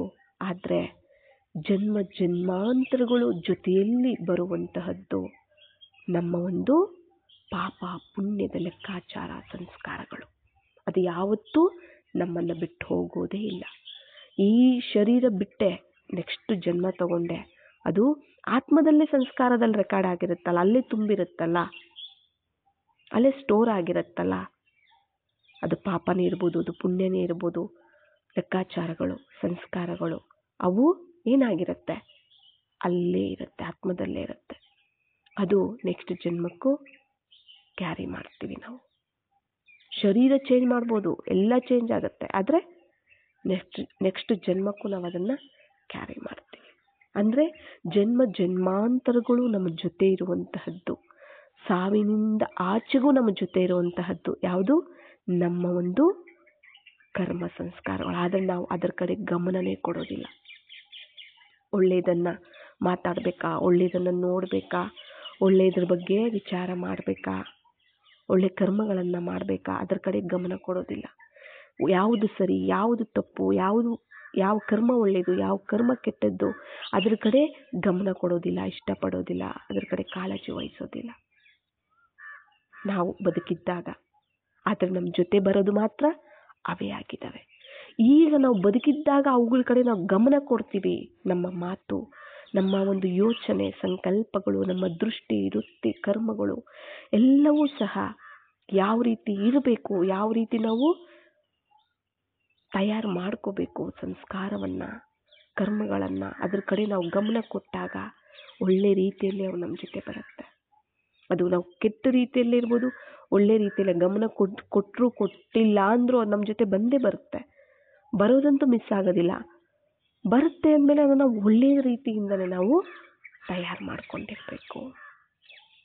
ಅರ್ಥ ಆಯ್ತಲ್ಲ? ನೋಡಿ, ನಮಗೆ ಬಾಬಾ ತಿಳಿಸ್ತಾರೆ 84 ಜನ್ಮಗಳು ಅಂತ ನಮಗೆ ತಿಳಿಸ್ತಾರೆ. ಆಯ್ತಲ್ಲ? ಇಲ್ಲಿ 84 ಜನ್ಮ ಅಂದರೆ 84 ಜನ್ಮಗಳು. ಇವಾಗ ಸತ್ಯುಗದ ಆದಿಯಿಂದ ನಾವು ಬರ್ತೀವಿ ಅಂತಂದರೆ 84 ಜನ್ಮ. ಇಲ್ಲ ಸತ್ಯುಗದ ಒಂದು ಮಧ್ಯ ಇರ್ಬೋದು, ಅಂತಿಮ ಇರ್ಬೋದು, ತ್ರೇತಾಯುಗದ ಆದಿ ಇರ್ಬೋದು, ಇಲ್ಲ ಮಧ್ಯ, ಇಲ್ಲ ಅಂತಿಮ. ಈ ಥರ ನಾವು ಜನ್ಮ, ಅದು ಸ್ವಲ್ಪ ಕಡಿಮೆ, ಹೆಚ್ಚು ಕಡಿಮೆ ಇರುತ್ತೆ ಜನ್ಮಗಳು ಅಲ್ವಾ? ಆದರೆ ಎಷ್ಟು ನಾವು ಶರೀರಗಳನ್ನು ಚೇಂಜ್ ಮಾಡಿರ್ತೀವಿ ಹೇಳಿ. ಒಂದು ಜನ್ಮ ಸ್ತ್ರೀದು, ಇನ್ನೊಂದು ಜನ್ಮ ಪುರುಷಂದು ಅಲ್ವಾ? ಎಷ್ಟು ನಾವು ಹೆಣ್ಣಾಗೂ ಹುಟ್ಟಿರ್ತೀವಿ, ಗಂಡಾಗೂ ಹುಟ್ಟಿರ್ತೀವಿ. ಮತ್ತೆ ಎಷ್ಟು ಮಂದಿ ಸಂಬಂಧಿಕರು ಅಲ್ವಾ? 84 ಜನ್ಮ ಅಂದರೆ ಸತ್ಯುಗದಿಂದ ಹಿಡಿದು ಕೂಡ ಎಷ್ಟು ಅಪ್ಪ ಅಮ್ಮ, ಎಷ್ಟು ಪತಿ ಪತ್ನಿ, ಎಷ್ಟು ಮಕ್ಕಳು, ಎಷ್ಟು ಜೊತೆ ನಮ್ಮ ಸಂಬಂಧಗಳಿರುತ್ತೆ. ಇವಾಗ ಸತ್ಯ ತ್ರೈತಾಯುಗ ಬೇಡ, ದ್ವಾಪರ ಯುಗದಿಂದನೇ ತಗೊಳ್ಳಿ. 63 ಜನ್ಮ ಈ ಜನ್ಮ ಸೇರಿ ಅಲ್ವಾ? 63 ಜನ್ಮ, 63 ಅಪ್ಪ ಅಮ್ಮ ಅಲ್ವಾ? ಈ ಜನ್ಮದಲ್ಲಿ ಮದುವೆ ಆಗಿಲ್ಲ ಅಂದರೆ 62 ಪತಿ ಪತ್ನಿಯರು ಇರ್ತಾರೆ ಅಲ್ವಾ? ಸ್ತ್ರೀ ಆಗಿದ್ರೆ 62 ಅಲ್ವಾ? ಸ್ತ್ರೀ ಪುರುಷ ಅದರಲ್ಲಿ ನಾವು ಒಂದು ಜನ್ಮ ಸ್ತ್ರೀ ಇರ್ಬೋದು, ಒಂದು ಜನ್ಮ ಪುರುಷ ಇರ್ಬೋದು, ಅದಿರ್ಬೋದು. ಆಗ ಹೆಚ್ಚು ಕಡಿಮೆ ಅಂದರೆ ಇದು ಎಕ್ಸ್ಚೇಂಜ್ ಆಗ್ತಿರುತ್ತೆ ಅಲ್ವಾ? ಪತಿ ಪತ್ನಿ ಅದೇ ರೀತಿ. ಎಷ್ಟು ಪತ್ನಿಗಳು, ಎಷ್ಟು ಪತಿಯರು, ಎಷ್ಟು ಮಕ್ಕಳು ಅಲ್ವಾ? ಯಾರ್ಯಾರಿಗೂ ನಾವು ಅಜ್ಜಿ ಆಗಿರ್ತೀವಿ ಅಲ್ವಾ? ಒಂದು ಮಗುವಿಂದ ನಾವೊಂದು ಮಗುನೇ, ಆದರೆ ಮಗು ಆಗ್ತಾ ಒಬ್ಬರಿಗೆ ಮಗಳಾಗಿರ್ಬೋದು, ಒಬ್ಬರಿಗೆ ತಂಗಿ ಆಗಿರ್ಬೋದು, ಒಬ್ಬರಿಗೆ ಪತ್ನಿ ಆಗಿರ್ಬೋದು, ಒಬ್ಬರಿಗೆ ತಾಯಿ ಆಗಿರ್ಬೋದು, ಒಬ್ಬರು ಅಜ್ಜಿ ಆಗಿರ್ಬೋದು, ಒಬ್ಬರು ಅತ್ತೆ ಆಗಿರ್ಬೋದು. ನಾವೊಬ್ಬರೇ, ಆದರೆ ಎಷ್ಟು ಸಂಬಂಧಗಳನ್ನು ನಾವು ನಿಭಾಯಿಸ್ತೀವಿ, ಎಷ್ಟು ಸಂಬಂಧ ರೂಪದಲ್ಲಿ ನಾವು ಜೀವನ ನಡೆಸ್ತೀವಿ ಅಲ್ವಾ? ಒಬ್ಬರೇ ಇರ್ಬೋದು. ಇವಾಗ ನೀವು ಒಂದು ಪುರುಷ ಒಬ್ಬರೇ ಇರ್ತೀರ, ನಿಮ್ಮ ಮಗನಿಗೆ ತಂದೆ ಆಗಿರ್ತೀರ, ನಿಮ್ಮ ಪತ್ನಿಗೆ ಏನಾಗಿರ್ತೀರ, ಪತಿ ಆಗಿರ್ತೀರ, ನಿಮ್ಮ ಅಮ್ಮನಿಗೆ ಮಗ ಆಗಿರ್ತೀರ, ನಿಮ್ಮ ಮೊಮ್ಮಗನಿಗೆ ತಾತ ಆಗಿರ್ತೀರ ಅಲ್ವಾ? ನಿಮ್ಮ ತಂಗಿಗೆ ತಮ್ಮನಿಗೆ ಅಣ್ಣ ಆಗಿರ್ತೀರ. ಒಬ್ಬರೇ ಇದ್ರೆ ಎಷ್ಟು ಸಂಬಂಧಗಳು ಬಂತಲ್ಲ ಇಲ್ಲಿ. ಎಷ್ಟು ಸಂಬಂಧಗಳಿಂದ ನಾವು ಲೆಕ್ಕಾಚಾರಗಳನ್ನು ನಾವು ತಯಾರು ಮಾಡ್ಕೊಂಡಿರಲ್ಲ ಹೇಳಿ.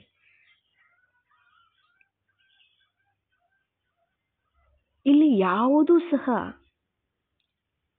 ಈಗ ನೋಡಿ, ನಾವು ಈ ಒಂದು ಜನ್ಮದ ಒಂದು ದುಡ್ಡು, ಆಸ್ತಿ, ಮನೆ, ಆಯ್ತಾ, ಮನೆ ಇದೆ, ಆಸ್ತಿ ಇದೆ, ಸಂಪತ್ತಿದೆ, ಅಪ್ಪ ಇದ್ದಾರೆ, ಅಮ್ಮ ಇದ್ದಾರೆ, ಪತಿ ಇದ್ದಾರೆ, ಪತ್ನಿ ಇದ್ದಾರೆ, ಮಕ್ಕಳಿದ್ದಾರೆ, ಎಲ್ಲ ಸಂಬಂಧಗಳು ಈ ಒಂದು ಜನ್ಮದಲ್ಲಿದೆ. ಆದರೆ ನಾವು ದ್ವಾಪರ ಯುಗದಿಂದನೇ ತಗೊಳ್ಳಿ, ಎಷ್ಟು ಜನ್ಮಗಳು ನಾವು ಬಿಟ್ಟು ಬಂದಿಲ್ಲ, ಎಷ್ಟು ಅಪ್ಪ ಅಮ್ಮನ್ನ ಚೇಂಜ್ ಮಾಡಿಲ್ಲ ನಾವು, ಎಷ್ಟು ಪತಿ ಪತ್ನಿಯನ್ನ ಚೇಂಜ್ ಮಾಡಿರೋದಿಲ್ಲ, ಎಷ್ಟು ಮಕ್ಕಳನ್ನ ಚೇಂಜ್ ಮಾಡಿರೋದಿಲ್ಲ, ಎಷ್ಟು ಆಸ್ತಿ ದುಡ್ಡು ಸಂಪತ್ತನ್ನು ನಾವು ಬಿಟ್ಟು ಬಂದಿರೋದಿಲ್ಲ. ಇನ್ನೊಂದು ಜನ್ಮ ತಗೊಂಡು ನಾವು ಮೋಹ ಇಟ್ಕೊಂಡ್ರೆ, ಪ್ರೀತಿ ಇಟ್ಕೊಂಡ್ರೆ ಎಲ್ಲ 63 ಜನ್ಮದ್ದು ಇಟ್ಕೋಬೇಕಾಗತ್ತೆ. ನೀವು ಸಂಬಂಧಗಳು ಅಂತ ನೋಡಿದಾಗ ಅಪ್ಪ ಅಮ್ಮ 84 ಜನ್ಮದ ಮೇಲೂ ನಾವು ಪ್ರೀತಿ ಇಟ್ಕೋಬೇಕಾಗತ್ತೆ ಇಟ್ಕೊಂಡ್ರೆ. ಈ ಒಂದೇ ಜನ್ಮ ಯಾಕೆ? ಯಾಕೆಂದ್ರೆ ನಾವು ಈ ಒಂದು ಜನ್ಮದ ಸ್ಮೃತಿಯಲ್ಲಿದ್ದೀವಿ, ಅದಕ್ಕೆ ಹಿಂದಿನ ಜನ್ಮದೇನೋ ನಮಗೆ ಸ್ಮೃತಿ ಇಲ್ಲ. ಆದರೆ ನಾವು ಅದೆಲ್ಲವನ್ನ ದಾಟಿ ಬಂದಿದ್ದೀವಿ. ಅಷ್ಟು ಜನ್ಮಗಳನ್ನು, ಅಷ್ಟು ಸಂಬಂಧಗಳನ್ನು ಎಲ್ಲ ಎಕ್ಸ್ಚೇಂಜ್ ಮಾಡ್ಕೊಂಡು ಹೆಂಗೆ ಬಂದಿದ್ದೀವಲ್ಲ ನಾವು. ಎಷ್ಟು ಪತಿಯರು, ಎಷ್ಟು ಪತ್ನಿಯರು, ಎಷ್ಟು ಅಪ್ಪ ಅಮ್ಮ. ಮೋಹ ಇಟ್ಕೊಂಡ್ರೆ, ಪ್ರೀತಿ ಇಟ್ಕೊಂಡ್ರೆ ಎಲ್ಲರ ಮೇಲೂ ಪ್ರೀತಿ ಇಟ್ಕೋಬೇಕು ನಾವು. ಯಾಕೆಂದ್ರೆ ಈ ಸಮಯದಲ್ಲಿ ನಮ್ಗೆ ಜ್ಞಾನ ತಿಳಿಸಿದ್ದಾರೆ ಬಾಬಾ, 3ನೇ ಕಣ್ಣು ತೆರೆಸಿದ್ದಾರೆ ಬಾಬಾ ನಮಗೆ, ಆಯ್ತಾ. 3ನೇ ಕಣ್ಣು ತೆರೆಸಿದರೆ, ಜ್ಞಾನ ಕೊಟ್ಟಿದ್ದಾರೆ, ತ್ರಿಕಾಲದರ್ಶಿಗಳನ್ನಾಗಿ ಮಾಡಿದ್ದಾರೆ, ದಿವ್ಯ ಬುದ್ಧಿ ಕೊಟ್ಟಿದ್ದಾರೆ, ತ್ರಿನೇತ್ರಿಗಳನ್ನಾಗಿ ಮಾಡಿದ್ದಾರೆ ನಮ್ಮನ್ನ. ಅಂದಮೇಲೆ ನಮಗೆ ಜ್ಞಾನ ಎಲ್ಲ ಅರ್ಥ ಆಗಿದೆ ಅಂದಮೇಲೆ ಈ ಎಲ್ಲಾ ಜನ್ಮಗಳನ್ನು ನಾವು ಮುಂದೆ ಇಟ್ಟಾಗ ಎಷ್ಟು ಅಪ್ಪ ಅಮ್ಮ ಬರ್ತಾರೆ, ಎಷ್ಟು ಪತಿ ಪತ್ನಿ, ಎಷ್ಟು ಸಂಬಂಧಗಳು ಬರ್ತವೆ.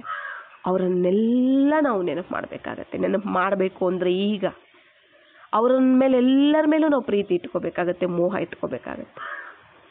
ಯಾರು ಅಂತ ಇಟ್ಕೊಳ್ಳೋದು.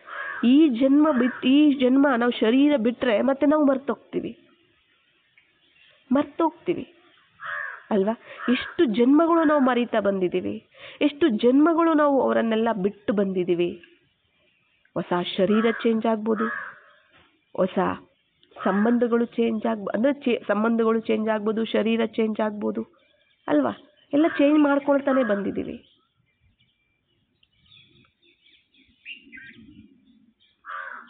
ಇದ್ರ ಕಡೆ ನಾವು ಸ್ವಲ್ಪ ಯೋಚನೆ ಮಾಡಬೇಕಾಗತ್ತೆ.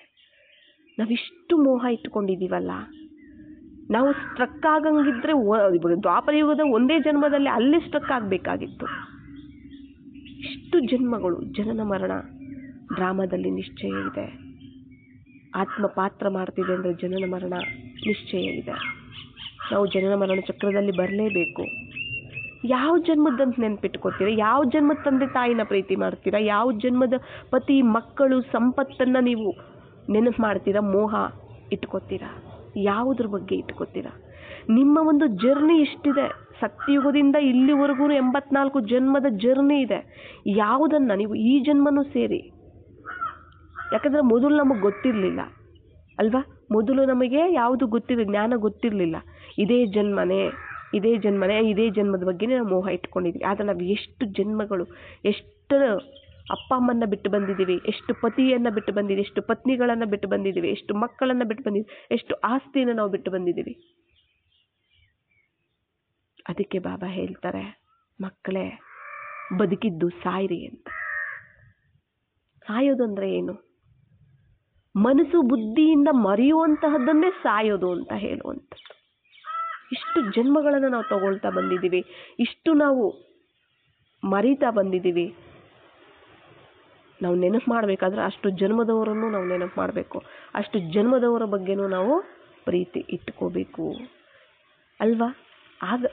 ಆ ಥರ ಇಲ್ಲ ಅಲ್ವಾ. ಈ ಒಂದು ಜನ್ಮದ್ದೇ ಅಷ್ಟೇ ನಮಗೆ ಪ್ರೀತಿ ಇದೆ, ಮೋಹ ಇದೆ.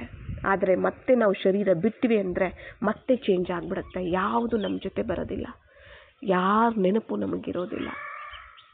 ಬದುಕಿದ್ದಾಗ ಎಷ್ಟು ಒದ್ದಾಡ್ತೀವಲ್ಲ, ನಾನು, ನನ್ನದು, ನನ್ನ ದುಡ್ಡು, ನನ್ನ ಆಸ್ತಿ, ನನ್ನವರು, ನನ್ನವರು, ನನ್ನದು, ನನ್ನದು ಯಾವುದು ಬರೋದಿಲ್ಲ. ಎಲ್ಲ ಮರಿತೀವಿ, ಲೆಕ್ಕಾಚಾರಗಳನ್ನು ತಗೊಂಡು ಹೋಗ್ತೀವಿ. ಶರೀರ ಚೇಂಜ್ ಆಗ್ಬಿಡುತ್ತೆ ಅಲ್ವಾ? ಶರೀರ ಚೇಂಜ್ ಆಗ್ಬಿಡುತ್ತೆ, ರೂಪಗಳು ಚೇಂಜ್ ಆಗ್ಬಿಡುತ್ತೆ, ಹೆಸರುಗಳು ಚೇಂಜ್ ಆಗ್ಬಿಡುತ್ತೆ. ಎಷ್ಟು ಹೆಸರುಗಳಿಟ್ಕೊಂಡ್ಬಂದಿರೋದಿಲ್ಲ ನಾವು, ಎಷ್ಟು ರೂಪಗಳನ್ನು ಅಲ್ವಾ? ಎಷ್ಟು ಎಷ್ಟು ಜನ್ಮ ಸ್ತ್ರೀಯಾಗಿ ಹುಟ್ಟಿರ್ತೀವೋ, ಎಷ್ಟು ಜನ್ಮ ಪುರುಷರಾಗಿ ಹುಟ್ಟಿರ್ತೀವೋ, ಯಾರ್ಯಾರಿಗೆ ಮಕ್ಕಳಾಗಿದ್ವೋ, ಯಾರ್ಯಾರಿಗೆ ಪತಿ ಆಗಿದ್ವೋ, ಯಾರ್ಯಾರಿಗೆ ಪತ್ನಿ ಆಗಿದ್ವೋ ಅಲ್ವಾ? ಎಷ್ಟು ಮೋಹ ಇಟ್ಕೊಂಡಿರ್ತೀವಿ ಆ ಹಿಂದಿನ ಜನ್ಮಗಳಲ್ಲೆಲ್ಲನೂ ಸಹ ಮರ್ತಿದ್ದೀವಲ್ಲ. ಆ ಮೋಹ, ಆ ಪ್ರೀತಿ, ಆ ಆಸ್ತಿ ಅವೆಲ್ಲನೂ ಮರ್ತಿದ್ದೀವಲ್ಲ. ಈ ಜನ್ಮದಲ್ಲಿ ಆ ಹಿಂದಿನದೆಲ್ಲ ನಾವು ಮರ್ತಿದ್ದೀವಲ್ಲ. ಈಗ ನೆಕ್ಸ್ಟ್ ನಾವು ಎಲ್ಲಿ ಹೋಗ್ಬೇಕು? ಸತ್ಯುಗದಲ್ಲಿ ಹೋಗ್ಬೇಕು. ಇದೆಲ್ಲವನ್ನ ನಾವೀಗ ಮರಿಬೇಕಾಗತ್ತೆ. ಈಗ ಎಲ್ಲವನ್ನ ನಾವು ನೆಕ್ಸ್ಟ್ ಇಲ್ಲಿ ಸಾಯ್ತೀವಿ ನೋಡಿ. ಇಲ್ಲಿ ಯಾರು ಬದುಕಿದ್ದು ಸಾಯ್ತಾರೋ, ಶರೀರ ಬಿಡುವಂತಹ ಸಾವು ಸಾವಲ್ವೇ ಅಲ್ಲ.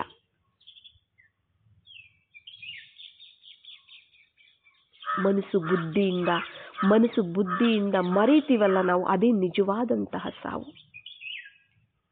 ಹೇಳ್ತಾರಲ್ಲ ಆ ಥರ. ಯಾರಾದ್ರೂ ಶರೀರ ಬಿಟ್ಟಾಗ ಅಯ್ಯೋ ಸತ್ತೋದ್ರು ಅಂತ ನಾವು ಅಳ್ತೀವಲ್ಲ,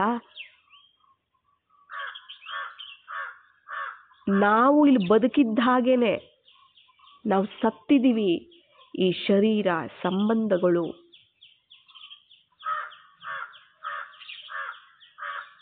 ದುಡ್ಡು, ಆಸ್ತಿ, ಸಂಪತ್ತು, ಪದಾರ್ಥ, ವೈಭವ ಇವೆಲ್ಲದರಿಂದ ಮನಸ್ಸು ಬುದ್ಧಿಯಿಂದ ತೆಗೆದಾಕ್ಬಿಟ್ಟಿದ್ದೀವಿ, ನಾವು ಮರ್ತೋಗಿದ್ದೀವಿ ಅಂದ್ರೆ ನಾನು ಈ ಪ್ರಪಂಚದಿಂದ ಸತ್ತಿದ್ದೀನಿ ಅಂತಾನೆ ಅರ್ಥ. ನಾನು ಬ್ರಾಹ್ಮಣ ಆತ್ಮನಾಗಿ, ಕೇವಲ ಆತ್ಮನಾಗಿ ಜನ್ಮ ತಗೊಂಡಿದ್ದೀನಿ. ನಾನೀಗ ಆತ್ಮ. ಇಷ್ಟು ಜನ್ಮಗಳಿಂದ, ದ್ವಾಪರ ಯುಗದಿಂದ ನಾನು ಶರೀರ, ದೇಹಧಾರಿ ನಾನು, ಮತ್ತೆ ದೇಹಧಾರಿಗಳನ್ನೇ ಸಂಬಂಧದ ರೂಪದಲ್ಲಿ ಎಲ್ಲ ನೋಡ್ತಾ ಬಂದಿದ್ವಿ. ಈಗ ಭಗವಂತ ಆತ್ಮ, ಪರಮಾತ್ಮ ಅಷ್ಟೇ. ಆತ್ಮಕ್ಕೆ ಸಾವಿಲ್ಲ, ಸಾವಿರೋದು ಶರೀರಕ್ಕೆ. ನಮಗೆಲ್ಲರಿಗೂ ಗೊತ್ತಿದೆ. ಆತ್ಮ ಅವಿನಾಶಿ, ಡ್ರಾಮ ಅವಿನಾಶಿ, ಪರಮಾತ್ಮ ಅವಿನಾಶಿ ಅಲ್ವಾ? ಪಾತ್ರ ಅವಿನಾಶಿ, ಎಲ್ಲವೂ ಅವಿನಾಶಿ ಎನ್ನುವಂಥದ್ದು ನಮಗೆ ಗೊತ್ತಿದೆ. ಎಲ್ಲ ಮರಿತಾ ಬರ್ತೀವಿ ಅಲ್ವಾ? ಮತ್ತೆ ಪುನರಾವರ್ತನೆ ಆಗತ್ತೆ, ಮತ್ತೆ ಹೊಸದಾಗಿ ನಮಗೆ ಎಲ್ಲವೂ ಅನುಭವ ಆಗುತ್ತೆ. ಇಂದಿನ ಜನ್ಮದಲ್ಲೂ ನಾವು ಒಬ್ಬರು ಪತಿ ಆಗಿದ್ವೋ, ಪತ್ನಿ ಆಗಿದ್ವೋ, ಮಕ್ಕಳಾಗಿದ್ವೋ, ಆಸ್ತಿ ಎಷ್ಟಿತ್ತೋ ಎಲ್ಲ ಅನುಭವ ಮಾಡಿದ್ದೀವಿ. ಸತ್ತು ಈಗ ಹುಟ್ಟಿ ಎಲ್ಲ ಹೊಸದಾಗಿ ಮತ್ತೆ ಅನುಭವ ಮಾಡ್ಕೋತಾ ಇದ್ದೀವಿ ಅಲ್ವಾ? ಈಗ ನಮಗೆ ಹೊಸ ಜನ್ಮ ಸಿಕ್ಕಿದೆ, ಹುಟ್ಟಿದೀವಿ ಈಗ ನಾವು ಅಲ್ವಾ? ಶೂದ್ರತ್ವದಿಂದ ಸತ್ತು ಬ್ರಾಹ್ಮಣ ಜನ್ಮವನ್ನ ತಗೊಂಡಿದ್ದೀವಿ, ಆತ್ಮ ಜನ್ಮವನ್ನ ತಗೊಂಡಿದ್ದೀವಿ. 3ನೇ ಕಣ್ಣು ಓಪನ್ ಆಗಿದೆ, ತ್ರಿಕಾಲದರ್ಶಿಗಳಾಗಿದ್ದೀವಿ ಈಗ ನಾವು ಹಳೆಯ ಪ್ರಪಂಚದಿಂದ ಸತ್ತಿದ್ದೀವಿ.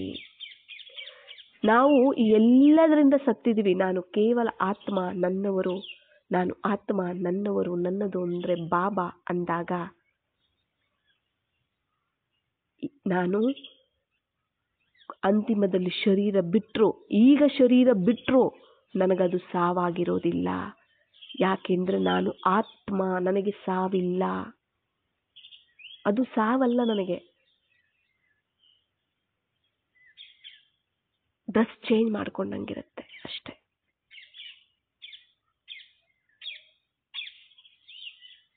ಹಳೆ ಶರೀರ ಹೋಗಿ ಹೊಸ ಶರೀರ ಬಂದಂಗಿರುತ್ತೆ. ಹಳೆ ಡ್ರೆಸ್ ತೆಗೆದಾಕಿ ಹೊಸ ಡ್ರೆಸ್ ಅನ್ನ ಧರಿಸಿದಂಗಿರುತ್ತೆ.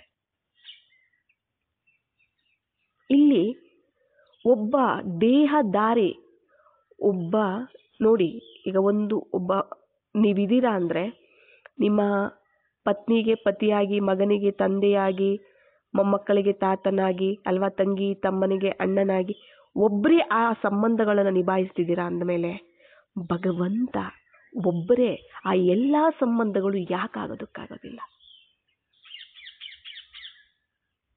ಒಬ್ಬ ದೇಹಧಾರಿಯಿಂದಲೇ ನಾವು ಇಷ್ಟು ಸಂಬಂಧಗಳನ್ನು ನಾವು ನೋಡ್ತೀವಿ ಅಂದ್ರೆ ಒಬ್ಬ ಪರಮಾತ್ಮನಿಂದ ಯಾಕೆ ಎಲ್ಲಾ ಸಂಬಂಧಗಳನ್ನು ನಾವು ನೋಡಕ್ಕಾಗೋದಿಲ್ಲ ಅಲ್ವಾ? ಈಗ ನಾನೇ ತಗೊಳ್ಳಿ, ನಾನು ಸ್ತ್ರೀಯ ಒಂದು ಶರೀರದ ವಸ್ತ್ರವನ್ನು ನಾನು ಧರಿಸಿದ್ದೀನಿ, ಆಯಿತಾ. ಆದರೆ ನಮ್ಮ ತಂದೆಗೆ ನಾನು ಮಗಳು, ನನ್ನ ತಂಗಿಗೆ ನಾನು ಅಕ್ಕ, ನನ್ನ ತಮ್ಮನಿಗೂ ಅಕ್ಕ, ನಮ್ಮ ಅಣ್ಣನಿಗೆ ತಂಗಿ ಅಲ್ವಾ, ಅಜ್ಜಿಗೆ ಮೊಮ್ಮಗಳು, ನಾನೊಬ್ಬಳೇ. ಆದರೆ ಎಲ್ಲರಿಗೂ ನೋಡಿ ಇಲ್ಲಿ ಎಷ್ಟು ಸಂಬಂಧ ಬಂತಲ್ಲ. ಅಂದಮೇಲೆ ಒಬ್ಬ ಪರಮಾತ್ಮ ಯಾಕೆ ಎಲ್ಲ ಸಂಬಂಧಗಳಾಗಕ್ಕಾಗೋದಿಲ್ಲ? ಆಗ್ತಾರೆ. ನಮ್ಮೆಲ್ಲರಿಗೂ ಅವರೇ ತಂದೆ, ತಾಯಿ, ಬಂಧು ಬಳಗ, ಸಖ, ಪ್ರಿಯತಮ ಅಲ್ವಾ, ಫ್ರೆಂಡು, ಅಜ್ಜಿ, ತಾತ, ಎಲ್ಲ ಸಂಬಂಧನವರಾಗ್ತಾರೆ. ಈಗ ಅವರೇ ನಮಗೆ ಸರ್ವ ಸಂಬಂಧ. ಆತ್ಮ ಪರಮಾತ್ಮ, ಈಗ ಹೊಸ ಜನ್ಮ ಹುಟ್ಟಿದ್ದೀವಿ ನಾವು. ನಾವೀಗ ಹುಟ್ಟಿದ್ದೀವಿ ಅಂದರೆ ನಮಗೆ ಸಾವೇ ಇಲ್ಲ. ಆತ್ಮನಾಗಿ ನಾನು ಜನ್ಮ ತಗೊಂಡಿದ್ದೀನಿ, ನಾನು ಸಾಯೋದಿಲ್ಲ ಯಾವತ್ತು, ನನಗೆ ಮರಣನೇ ಇಲ್ಲ. ಅಂಥವರಿಗೆ ಮರಣದ ಭಯ ಇರೋದಿಲ್ಲ. ಎಲ್ಲಿವರೆಗೂ ನಾನು ಆತ್ಮ ಅವಿನಾಶಿ, ನಾನು ಶರೀರ ಅಲ್ಲ ಅನ್ನೋ ನಿಶ್ಚಯ ಎಲ್ಲಿವರೆಗೂ ಬರೋದಿಲ್ವೋ, ನನ್ನ ತಂದೆ ಪರಮಾತ್ಮ, ನನ್ನ ಸರ್ವ ಸಂಬಂಧಿ ಪರಮಾತ್ಮ ಅನ್ನೋ ನಿಶ್ಚಯ ಎಲ್ಲಿವರೆಗೂ ಬರೋದಿಲ್ವೋ ಅಲ್ಲಿವರೆಗೂ ನಾನು ಹಳೆಯ ಪ್ರಪಂಚದಿಂದ ನಾನು ಸಾಯೋದಿಲ್ಲ. ಎಲ್ಲವೂ ಒಬ್ಬ ತಂದೆಯಿಂದಲೇ ಸಿಗ್ತಾ ಇದೆ. ಎಲ್ಲ ಸರ್ವ ಸಂಬಂಧ ಒಬ್ಬ ತಂದೆಯಿಂದಲೇ ಸಿಗ್ತಾ ಇದೆ ಅಲ್ವಾ. ಒಬ್ಬ ತಂದೆ ಮಗಳಿಗೆ ಮಗಳ ಪ್ರೀತಿಯನ್ನು ಕೊಡೋದಕ್ಕೆ ಸಿದ್ಧ, ಪತ್ನಿಗೆ ಪತಿಯ ಪ್ರೀತಿಯನ್ನು ಅಲ್ವಾ. ಈಗ ಮಗಳಿದ್ದಾಳೆ ಅಂದರೆ ಆ ಮಗಳಿಗೆ ತಂದೆಯ ಪ್ರೀತಿಯನ್ನು ಕೊಡೋದಕ್ಕೂ, ತಂದೆಯಾಗಿ ತಂದೆಯ ಪ್ರೀತಿಯನ್ನು ಕೊಡೋದಕ್ಕೂ ರೆಡಿ, ಸಾಧ್ಯ ಇದೆ. ಪತ್ನಿಗೆ ಪತಿಯ ಒಂದು ಸ್ಥಾನ ಕೊಟ್ಟು ಪತಿಯ ಒಂದು ಪ್ರೀತಿಯನ್ನು ಪತ್ನಿಗೆ ಕೊಡೋದಕ್ಕೂ ಸಾಧ್ಯ ಇದೆ ಅಲ್ವಾ. ಒಬ್ಬ ತಮ್ಮನಿಗೆ, ಒಬ್ಬ ತಂಗಿಗೆ ಅಣ್ಣನಾಗಿ ಅಣ್ಣನ ಪ್ರೀತಿಯನ್ನು ಕೊಡೋದಕ್ಕೂ ಸಾಧ್ಯ ಇದೆ. ಒಬ್ಬ ವ್ಯಕ್ತಿ, ಒಬ್ಬ ದೇಹಧಾರಿ ಅಂದ ಮೇಲೆ ಭಗವಂತ, ಪರಮಪಿತ ಪರಮಾತ್ಮ, ಆತ್ಮಗಳಾದ ನಮಗೆ ಸರ್ವ ಸಂಬಂಧದ ಪ್ರೀತಿ ಕೊಡೋದಕ್ಕೆ ಸಾಧ್ಯ ಇಲ್ವಾ?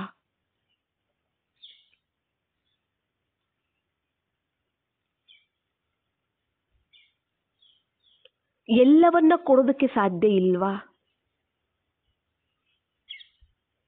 ಪತಿಯಾಗಿ ಏನು ಕೊಡಬೇಕು, ಪತ್ನಿಯಾಗಿ ಏನು ಕೊಡಬೇಕು, ಅದು ಸ್ಥೂಲ ಇರ್ಬೋದು, ಸೂಕ್ಷ್ಮ ಇರ್ಬೋದು. ಅಣ್ಣನಾಗಿ ಏನು ಕೊಡಬೇಕು, ಅಪ್ಪ ಅಮ್ಮನಾಗಿ ಏನು ಕೊಡಬೇಕು, ಮಕ್ಕಳಾಗಿ ಏನು ಕೊಡಬೇಕು, ಅದೆಲ್ಲವೂ ಭಗವಂತ ಕೊಡೋದಕ್ಕೆ ಸಾಧ್ಯ ಇಲ್ವಾ? ಸಾಧ್ಯ ಇದೆ. ಆದರೆ ನಾವು ಆ ನಿಶ್ಚಯವನ್ನು ನಾವು ಇಟ್ಟುಕೋಬೇಕಾಗತ್ತೆ.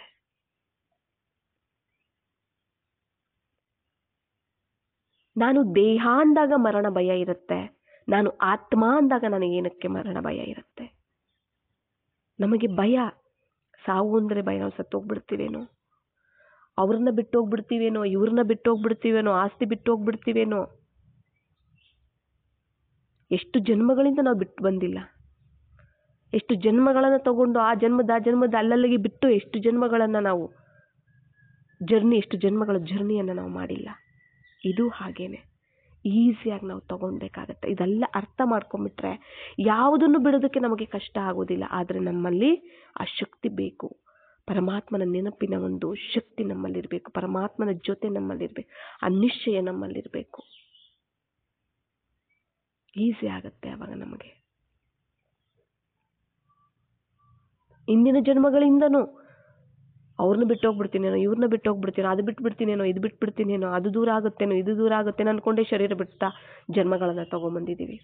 ಆದರೆ ಈ ಜನ್ಮ ಎಲ್ಲ ಆ ಜನ್ಮದಲ್ಲಿ ಹಿಂದಿನ ಜನ್ಮ ಸ್ಮೃತಿ ಇಲ್ಲ, ಮುಂದಿನ ಜನ್ಮ ಸ್ಮೃತಿ ಇಲ್ಲ.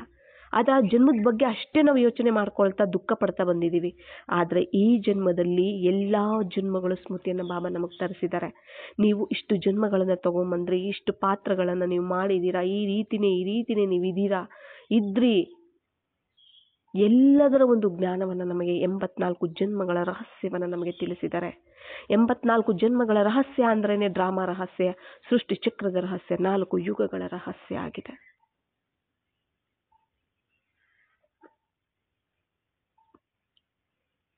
ನಾವು ಜ್ಞಾನ ಸಿಗೋದಕ್ಕಿಂತ ಮುಂಚೆ ಇಂದಿನ ಜನ್ಮಗಳಲ್ಲಿ ನಾವು ಏನಕ್ಕೆ ಹುಟ್ಟಿದ್ವಿ, ಲೆಕ್ಕಾಚಾರ ಸಮಾಪ್ತಿ ಮಾಡ್ಕೊಳ್ಳೋದಕ್ಕೇನೆ ಹುಟ್ಟಿದ್ವಿ. ತೀರಿಸ್ಕೊಂಡು ಜೊತೆಗೆ ಹೊಸದಾಗಿ ತಯಾರು ಮಾಡಿಕೊಂಡು ಮತ್ತೆ ಸಾಯೋದು, ಮತ್ತೆ ಹುಟ್ಟೋದು, ಹೀಗೆ ಮಾಡ್ಕೊಳ್ತಾ ಬಂದ್ರಿ. ನಮಗೆ ಅಜ್ಞಾನದಲ್ಲಿದ್ವಿ, ನಾವು ಜ್ಞಾನ ಗೊತ್ತಿರಲಿಲ್ಲ. ಈಗ ನಮಗೆಲ್ಲ ತಿಳಿಸಿ ಕೊಟ್ಟಿದ್ದಾರೆ ಬಾಬಾ ನಮಗೆ.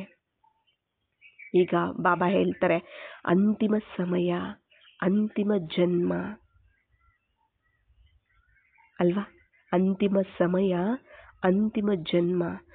ಇಷ್ಟು 63 ಜನ್ಮದಿಂದ ಏನೇನೆಲ್ಲ ನಾವು ತೀರಿಸ್ಕೊಂಡು ಬಂದರೂ ಕೂಡ ಏನೇನು ಉಳ್ಕೊಂಡಿದ್ದಾವೆ ಅದೆಲ್ಲ ಈ ಒಂದು ಜನ್ಮದಲ್ಲೇ ನಾವೀಗ ಸಮಾಪ್ತಿ ಮಾಡ್ಕೋಬೇಕು. ಸಮಾಪ್ತಿ ಮಾಡ್ಕೊಂಡಿಲ್ಲ ಮತ್ತೆ ಹುಟ್ಟಬೇಕಾಗತ್ತೆ ಇದೇ ಪ್ರಪಂಚದಲ್ಲಿ, ಮತ್ತೆ ದೇಹಧಾರಿಯಾಗಿ ಹುಟ್ಟಬೇಕಾಗತ್ತೆ, ವಿಕಾರದಲ್ಲಿ ಮತ್ತೆ ಹುಟ್ಟಬೇಕಾಗತ್ತೆ. ಮತ್ತೆ ಅದನ್ನು ನಾನು ಸಮಾಪ್ತಿ ಮಾಡ್ಕೊಳ್ಳೋಕೆ ಸಮಯನೇ ಇಲ್ಲ. 2-3 ವರ್ಷ 5 ವರ್ಷ ಅಂದ್ರೆ ಮ್ಯಾಕ್ಸಿಮಮ್. ಪರಿಸ್ಥಿತಿಗಳು ಏನೇನಾಗುತ್ತೋ ಗೊತ್ತಿಲ್ಲ. 30ರವರೆಗೂ ಫುಲ್ಲು ಎಲ್ಲ, ಮತ್ತೆ 30ರ ಮೇಲೆ ಫುಲ್ಲು ಕ್ಲೀನಿಂಗ್ ಶುರುವಾಗುತ್ತೆ. ಪ್ರಕೃತಿ ಕ್ಲೀನಿಂಗ್ ಸ್ಟಾರ್ಟ್ ಮಾಡುತ್ತೆ. ಫುಲ್ಲು ಕ್ಲೀನ್ ಆಗಬೇಕೆಲ್ಲ, ಗೊಬ್ಬರ ಆಗ್ಬಿಡ್ಬೇಕೆಲ್ಲನೂ ಸತ್ಯುಗ ಬರೋಷ್ಟೊಳಗಡೆ. ಏನೇನಿದೆ ಎಲ್ಲ ಶರೀರಗಳಿಂದ ಹಿಡಿದು ಎಲ್ಲವೂ ಗೊಬ್ಬರ ಆಗಿಬಿಡುತ್ತೆ. ಯಾವುದಿರಬಾರ್ದು, ಸಮಯನೇ ಇಲ್ಲ. ಈಗ ನಾವು ಶರೀರ ಬಿಟ್ಬಿಟ್ಟು ಮತ್ತೆ ನಾವು ಹುಟ್ಟುತ್ತೀವಿ ಅಂತಂದರೆ ಮತ್ತೆ ನಾವು ದೊಡ್ಡವರಾಗೋದು ಯಾವಾಗ, ಜ್ಞಾನ ಕೇಳೋದು ಯಾವಾಗ, ಪುರುಷಾರ್ಥ ಮಾಡೋದು ಯಾವಾಗ, ಎಲ್ಲಿದೆ ಸಮಯ? ಅದಕ್ಕೆ ಬಾಬಾ ತಿಳಿಸ್ತಾರೆ, ಅಂತಿಮ ಈ ಜನ್ಮದಲ್ಲೇ, ಅಂತಿಮ ಈ ಸಮಯದಲ್ಲೇ ನನ್ನನ್ನು ನೆನಪು ಮಾಡಿ ಎಲ್ಲವನ್ನ ಇಲ್ಲೇ ಸಮಾಪ್ತಿ ಮಾಡ್ಕೊಳ್ಳಿ, ಇಲ್ಲ ಮತ್ತೆ ಹುಟ್ಟಬೇಕಾಗತ್ತೆ ಅಂತ ಬಾಬಾ ತಿಳಿಸ್ತಾರೆ. ಇಲ್ಲ ಉಳ್ಕೊಳ್ತು ಅಂದರೂ ಕೂಡ ಮತ್ತೆ ಶಿಕ್ಷೆಗಳನ್ನು ಬೋಗಿಸ್ಬೇಕಲ್ಲ, ಮತ್ತೆ ಇಲ್ಲಿ ನಮಗೆ ಸಾವು ಕೂಡ ತುಂಬ ದುಃಖ ಕೊಡುತ್ತೆ. ಯಾರು ಆತ್ಮ ಆಗಿ ಜೀವನ ಮಾಡ್ತಾರೋ, ಶರೀರ ಅಂದರೆ ನಾಟಕಕ್ಕೋಸ್ಕರ ಇರುವಂತಹ ವಸ್ತ್ರ, ಆತ್ಮ ಅಂದರೆ ನಿಜವಾದ ಜೀವನ. ಶರೀರ ದೇಹಾಭಿಮಾನದ ಜೀವನ ಅಂದರೆ ನಾಟಕದ ಜೀವನ. ಆತ್ಮದ ಜೀವನ, ಆತ್ಮ ಅಂದರೆ ಅದು ಜೀವನ ಆಗಿದೆ, ರಿಯಲ್ ಜೀವನ ಆಗಿದೆ. ಆಲ್ರೆಡಿ ಒಂದು ಕ್ಲಾಸಲ್ಲೂ ಬಾಬಾ ತಿಳಿಸಿದ್ದಾರೆ. ಈಗ ಒಂದು ನಾಟಕ ಮಾಡಬೇಕು, ಅಲ್ಲಿ ಪಾತ್ರ ಮಾಡಬೇಕು. ನಾನೊಂದು ಬ್ಯಾಂಕ್ ಮ್ಯಾನೇಜರ್ ಆಗಿದ್ದೀನಿ. ನಾಟಕ ಮಾಡೋದಕ್ಕೆ ಅಲ್ಲಿ ಹೋಗಿ ಯಾವುದೋ ಒಂದು ಕೃಷ್ಣನ ಒಂದು ಪಾರ್ಟ್ ಮಾಡಬೇಕು, ಇಲ್ಲ ದುರ್ಯೋಧನ ಪಾರ್ಟ್ ಮಾಡಬೇಕು. ಅಲ್ಲಿ ಅದಕ್ಕೆ ತಕ್ಕಾಗೆ ವೇಷ ಹಾಕ್ಕೋತೀನಿ, ಅಲ್ಲಿ ನಾಟಕ ಮಾಡ್ತಿರ್ತೀನಿ. ಅದು ನಾಟಕ. ಬಟ್ ನಾನು ರಿಯಲ್ ಏನಾಗಿದ್ದೀನಿ, ನಾನು ಬ್ಯಾಂಕ್ ಮ್ಯಾನೇಜರು, ನನ್ನ ಹೆಸರು ಏನೋ ಒಂದು ಹೆಸರಾಗಿದೆ, ಆಯ್ತಲ್ಲ, ನಾನು ರಿಯಲ್ಲು. ಹಾಗೇನೆ ಇಲ್ಲಿ ನಾನು ದೇಹಧಾರಿಯಾಗಿ ಕರ್ಮಕ್ಷೇತ್ರದಲ್ಲಿ ನಾನು ಇಲ್ಲಿ ಪಾತ್ರ ಮಾಡ್ತಿದ್ದೀನಿ, ಇದು ನಾಟಕ. ಬಟ್ ನಾನು ರಿಯಲ್ ಯಾರು? ನಾನು ಆತ್ಮ. ನನ್ನ ಜೀವನ ಏನು? ಬಾಬಾರವ್ರ ಜೊತೆ ನನ್ನ ಜೀವನ. ನೋಡಿ, ಇವಾಗ ನಾಟಕ ಮಾಡಿದಾಗ ಅಲ್ಲಿ ಪಾತ್ರ, ಅಲ್ಲಿ ಗುಣಗಳು ಅಲ್ಲಿದೆ ಬೇರೆ ಇರುತ್ತೆ. ಬಟ್ ಅವ್ರು ರಿಯಲ್ ಆಗಿ ಅವ್ರ ಗುಣ ಸಂಸ್ಕಾರನೇ ಬೇರೆ ಇರುತ್ತೆ. ಈಗ ನಾನು ಆತ್ಮ, ನನ್ನ ನಿಜ ಗುಣ ಸಂಸ್ಕಾರನೇ ಬಾಬಾರವರ ಗುಣ ಸಂಸ್ಕಾರಗಳು ನಂದು ಅಲ್ವಾ, ಅವರದೇ ನಂದಾಗಿದೆ. ಬಟ್ ನಾಟಕ ಅಂತ ಬಂದಾಗ ಅಲ್ಲಿ ಒಳ್ಳೇದು ಕೆಟ್ಟದ್ದು ಎಲ್ಲ ಬರುತ್ತೆ, ಅದು ಪಾತ್ರ. ಈಗ ನಾವು ಜೀವನ ಮಾಡಬೇಕು. ಈಗ ನಾನು ಆತ್ಮ ಅನ್ನೋದು ಗೊತ್ತಾಗಿದೆ. ನನ್ನ ತಂದೆ ಪರಮಾತ್ಮ, ನನ್ನನ್ನು ರಚನೆ ಮಾಡಿರುವಂಥವರೇ ಪರಮಾತ್ಮ. ಅವರೇ ನನಗೆ ಎಲ್ಲ ಸರ್ವಸ್ವ, ಸರ್ವ ಸಂಬಂಧಿ.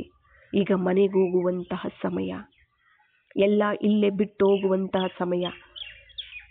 ಎಲ್ಲ ನಾವು ಬದುಕಿದ್ದ ಹಾಗೆ ಈಗಲೇ ಮನಸ್ಸು ಬುದ್ಧಿಯಿಂದ ಪ್ರತಿಯೊಂದರ ಮೇಲೆ ನಾವು ಮೋಹವನ್ನು ತೆಗಿತಾ ಹೋಗ್ತೀವಿ ಅಂದರೆ ಈಸಿಯಾಗಿ ನಾವು ಶರೀರ ಬಿಡುವಾಗ ಯಾವುದ್ರ ಮೇಲೆ ಮೋಹ ಇರೋದಿಲ್ಲ, ನಾವಿಲ್ಲೇ ಸಿಕ್ಕಾಕೊಳ್ಳೋದಿಲ್ಲ, ಈಸಿಯಾಗಿ ಶರೀರ ಬಿಟ್ಟು ಹೊರಟೋಗ್ತೀವಿ. ನಾನು ಕೇವಲ ಆತ್ಮ. ಇದು ಪಾತ್ರ ಮಾಡೋದಕ್ಕೆ, ಇಲ್ಲಿ ಸೇವೆ ಮಾಡೋದಕ್ಕೆ, ಇವೆಲ್ಲವೂ ಬಾಬಾರವರಿಂದ ಸಿಕ್ಕಿರುವಂತಹ ಬಾಡಿಗೆ ವಸ್ತು, ವ್ಯಕ್ತಿಗಳು ಅಂತ ನಾವು ತಿಳ್ಕೊಬೇಕಾಗತ್ತೆ. ಬಾಡಿಗೆ ಅಂದಾಗ ನಮ್ಮ ಮೋಹ ಇರೋದಿಲ್ಲ ಅಲ್ವಾ, ನಂದು ಅಂದಾಗ ಅದು ಮೋಹ ಇರುತ್ತೆ. ಇದು ಬಾಡಿಗೆಯಾಗಿ ಕೊಟ್ಟಿದ್ದಾರೆ. ನನ್ನ ಆತ್ಮ ಅಷ್ಟೇ ಕೇವಲ, ನಾನು ಪರಮಾತ್ಮನಿಗೆ ಸ್ವಂತ, ಪರಮಾತ್ಮ ನನಗೆ ಸ್ವಂತ. ಇಲ್ಲಿ ಏನು, ಇಲ್ಲಿ ವಿಶ್ವ ಪರಿವರ್ತನೆ ಕಲ್ಯಾಣ ಮಾಡಬೇಕು. ಅದಕ್ಕೋಸ್ಕರ ಬಾಬಾ ಈ ಶರೀರ, ಸಂಬಂಧಗಳು, ಈ ದೇಹದಾರಿಗಳು, ಈ ಪ್ರಪಂಚ ಇವೆಲ್ಲವನ್ನ ಬಾಬಾ ಕೊಟ್ಟಿದ್ದಾರೆ. ನನ್ನನ್ನು ಇಲ್ಲಿ ನಿಮಿತ್ತ ಮಾಡಿದ್ದಾರೆ. ಏನಕ್ಕೋಸ್ಕರ? ಪರಿವರ್ತನೆಯ ಒಂದು ಕಾರ್ಯದಲ್ಲಿ ನನ್ನನ್ನು ನಿಮಿತ್ತ ಮಾಡಿ. ನಾನು ಸಹಯೋಗಿ ಆಗಿದ್ದೀನಿ, ನಿಮಿತ್ತ ಸಹಯೋಗಿ ಆಗಿದ್ದೀನಿ, ನಿಮಿತ್ತ ಸೇವಾದಾರಿ ಆಗಿದ್ದೀನಿ. ಆಗ ಎಲ್ಲಿ ಬಾಡಿಗೆ ವಸ್ತು ಮೇಲೆ ನಮಗೆ ಮೋಹ ಬರೋದಿಲ್ಲ ಅಲ್ಲ. ಹಾಗೆಯೇ ಇಲ್ಲಿ ಬಾಡಿಗೆ ವಸ್ತುನ ಚೆನ್ನಾಗಿ ನೋಡ್ಕೋತೀವಿ, ಕಾಪಾಡ್ಕೋತೀವಿ, ಅದರ ಮೇಲೆ ಮೋಹ ಇಟ್ಕೊಳ್ಳಲ್ಲ. ಬಾಡಿಗೆ ತಂದಿರೋದಪ್ಪ ಅವ್ರು ವಾಪಸ್ ಮಾಡಬೇಕು ಅನ್ನೋದೇ ಇರುತ್ತೆ, ನನ್ನದೋನು ಮೋಹ ಇಟ್ಕೊಳ್ಳೋದಿಲ್ಲ.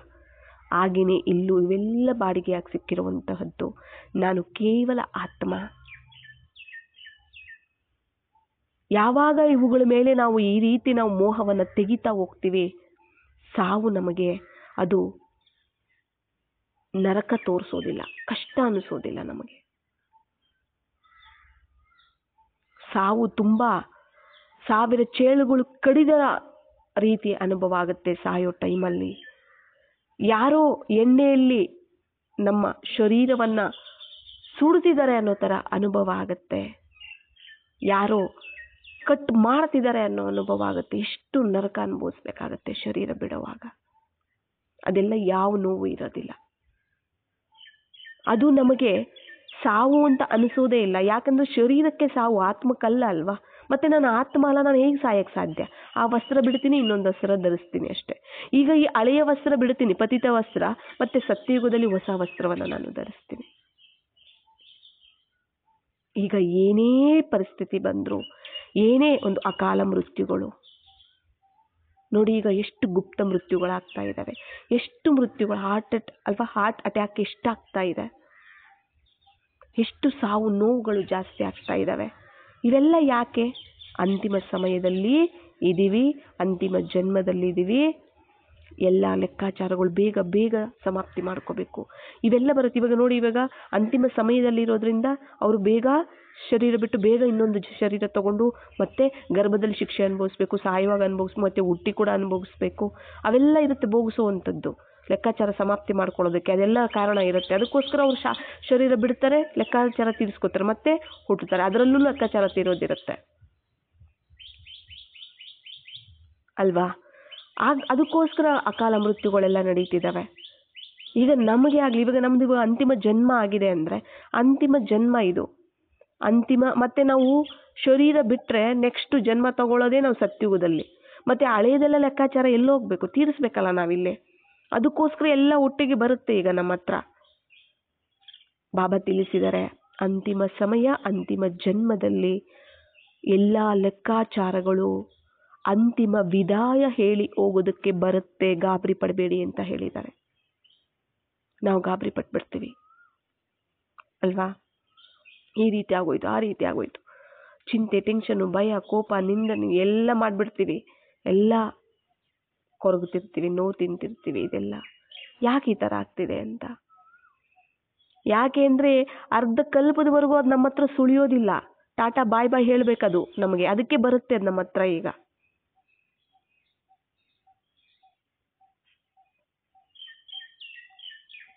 ಬಾಬಾನೇ ತಿಳಿಸಿರುವಂಥ ಮಹಾವಾಕ್ಯ ಇದು ಅವ್ಯಕ್ತವಾಣಿಯಲ್ಲಿ. ಏನೇ ಒಂದು ನಿಮ್ಮ ಹತ್ರ ಪರಿಸ್ಥಿತಿಗಳು, ನಿಂದನೆಗಳು, ಏನೇ ಒಂದು ನಿಮ್ಮ ಹತ್ರ ಬರ್ತಿದೆ ಅಂದರೆ ಅರ್ಥ ಮಾಡ್ಕೊಳ್ಳಿ, ಇದು ಅಂತಿಮ ಜನ್ಮ, ಅಂತಿಮ ಸಮಯ, ಅಂತಿಮ ವಿದಾಯ ಹೇಳಿ ಹೋಗೋದಕ್ಕೆ ಅವೆಲ್ಲವೂ ನಿಮ್ಮ ಹತ್ರ ಬರುತ್ತೆ. ಖುಷಿ ಖುಷಿಯಿಂದ ವಿದಾಯವನ್ನು ಹೇಳಿ ಕಳಿಸಿ ಅಂತ ಹೇಳ್ತಾರೆ ಬಾಬಾ. ಹೇಳಿದ್ದಾರೆ ಕೂಡ ಅವ್ಯಕ್ತವಾಣಿಯಲ್ಲಿ. ನಾವು ವಿದಾಯ ಹೇಳಿ ಕಳಿಸೋದಿಲ್ಲ, ಹಿಡ್ಕೊಂಡು ಕೂತ್ಕೊಂಡ್ಬಿಡ್ತೀವಿ. ಆ ರೀತಿ ಆಯಿತು, ಈ ರೀತಿ ಆಯಿತು ಅಂತ ನಮ್ಮ ಹತ್ರನೇ ಯೋಚನೆ ಮಾಡಿ ಮಾಡಿ ದುಃಖಪಟ್ಟು, ನಿಂದನೆ, ಇನ್ನೊಬ್ರಿಗೆ ಬೈದು, ಆ ರೀತಿ ಮಾಡಿ ಈ ರೀತಿ ಮಾಡಿ ಎಲ್ಲ ನಮ್ಮ ಹತ್ರನೇ ಇಟ್ಕೋತೀವಿ. ಅದು ಪಾಪ ಅವು ವಿದಾಯ ಹೇಳಿ ಹೋಗೋದಕ್ಕೆ ಅರ್ಧ ಕಲ್ಪ ನಿನ್ನ ಹತ್ರ ನಾನು ಸುಳಿಯೋದಿಲ್ಲ, ಟಾಟಾ ಬಾಯ್ ಬಾಯ್ ಅಂತೇಳಿ ಹೋಗೋದಕ್ಕೆ ಬರುತ್ತೆ ಪಾಪ. ಆದರೆ ನಾವು ಅದನ್ನು ಹಿಡ್ಕೊಂಡ್ಬಿಡ್ತೀವಿ, ಕಳಿಸೋದೇ ಇಲ್ಲ ಈಸಿಯಾಗಿ. ಮಾಯೆ ಹೇಳುತ್ತಂತೆ ಬಾಬಾರ ಹತ್ರ, ನಾನೇನೋ ಹೋಗೋದಕ್ಕೆ ರೆಡಿ ಇದ್ದೀನಿ, ನಿನ್ನ ಮಕ್ಕಳೇ ಬಿಡ್ತಾ ಇಲ್ಲ ಅನ್ನತ್ತಂತೆ ಮಾಯೆ. ಯೋಚನೆ ಮಾಡಿ ಅಲ್ವಾ. ಅದರಿಂದ ಸಾವು ಯಾರಿಗಾಗಿರುತ್ತೆ ಅಂದರೆ ದೇಹಾಭಿಮಾನಿಗಳಿಗೆ ಮಾತ್ರ ಸಾವಾಗಿರುತ್ತೆ. ಸತ್ಯುಗದಲ್ಲೂ ಹುಟ್ಟುತ್ತಾರೆ, ಸಾಯ್ತಾರೆ, ಬಟ್ ಅವರು ಸಾವು ಅಂತ ಅನುಭವನೇ ಮಾಡ್ಕೊಳ್ಳೋದಿಲ್ಲ. ನಾನು ಹೊಸ ಶರೀರ, ಕುಮಾರ ಶರೀರ, ಅಂದರೆ ಬಾಲಕನ ಶರೀರ, ಮಗು ಶರೀರ ತಗೊಳ್ತೀನಿ ಅಂತ ಖುಷಿ ಪಡ್ತಾರಂತೆ ಅಲ್ಲಿ ಸತ್ಯುಗದಲ್ಲಿ ಅಲ್ವಾ. ಅದು ಸಾವು ಅನ್ಸೋದಿಲ್ಲ, ದೇಹಾಭಿಮಾನಿಗಳಿಗೆ ಮಾತ್ರ ಅದು ಸಾವು ಅನ್ಸುತ್ತೆ. ಯಾರು ಆತ್ಮಾಭಿಮಾನಿಗಳು ಅವ್ರಿಗೆ ಅದು ಸಾವು ಅನಿಸೋದಿಲ್ಲ, ಅವರಿಗೆ ಖುಷಿ ಅನಿಸುತ್ತೆ. ದೇಹಾಭಿಮಾನದಲ್ಲಿರೋರಿಗೆ ದುಃಖ ಅನಿಸುತ್ತೆ, ನೋವಾಗುತ್ತೆ, ಚಿಂತೆ ಆಗುತ್ತೆ. ಇಲ್ಲಿ ನಾವು ಆಲ್ರೆಡಿ ಸತ್ತು ಹುಟ್ಟುಬಿಟ್ಟಿದ್ದೀವಿ, ಶರೀರದಿಂದ ಸತ್ತು ಆತ್ಮವಾಗಿ ಜನ್ಮ ತಗೊಂಡಿದ್ದೀವಿ. ಈಗ ಪರಮಾತ್ಮನ ಸಂತಾನ ಆಗಿದ್ದೀವಿ. ಈಗ ಸರ್ವ ಸಂಬಂಧ ಪರಮಾತ್ಮನೇ ಆಗಿದ್ದಾರೆ. ಅಪ್ಪ ನೋಡ್ಬೇಕಾ ಅವರಲ್ಲೇ ನೋಡಿ, ಅಮ್ಮ ನೋಡ್ಬೇಕಾ ಅವರಲ್ಲೇ ನೋಡಿ, ಪತಿ ನೋಡ್ಬೇಕಾ ಅವರಲ್ಲೇ ನೋಡಿ, ಪತ್ನಿ ನೋಡ್ಬೇಕಾ ಅವರಲ್ಲೇ ನೋಡಿ, ಮಕ್ಕಳು ನೋಡ್ಬೇಕಾ ಮಗ ಮಗಳು ಅವರಲ್ಲೇ ನೋಡಿ, ಫ್ರೆಂಡು ಅವರಲ್ಲೇ ನೋಡಿ, ಡಾಕ್ಟರು ಅವರಲ್ಲೇ ನೋಡಿ, ಯಾರನ್ನು ನೋಡ್ಬೇಕೋ ಅವರಲ್ಲೇ ನೋಡ್ಬೇಕು. ಆತ್ಮಕ್ಕೆ ಪರಮಾತ್ಮ ಒಬ್ಬನೇ. ಆಗ್ಲೇ ಹೇಳಿದ್ರಲ್ಲ, ಒಬ್ಬ ದೇಹದಾರಿನೇ ಒಬ್ರಿ ಅಂದ್ರೆ ಎಲ್ಲಾ ಸಂಬಂಧಗಳು ಆಗಕ್ಕೆ ಸಾಧ್ಯ ಇದೆ ಅಂತಂದ್ರೆ ಪರಮಾತ್ಮ ಆಗೋದಕ್ಕೆ ಸಾಧ್ಯ ಇಲ್ವಾ? ಇದ್ರ ಕಡೆ ನಾವು ಯೋಚನೆ ಮಾಡಲೇಬೇಕಾಗತ್ತೆ.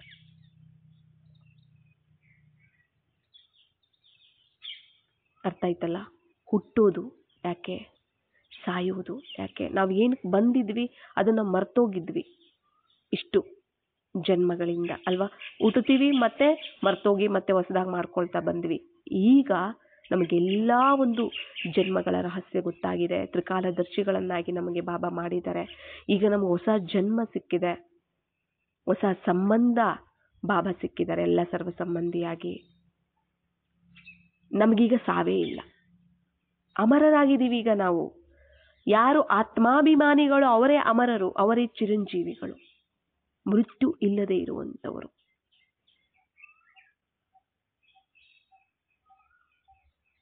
ದೇಹಾಭಿಮಾನಿಗಳಿಗೇನೆ ಮೃತ್ಯು ಇರುವಂತಹದ್ದು.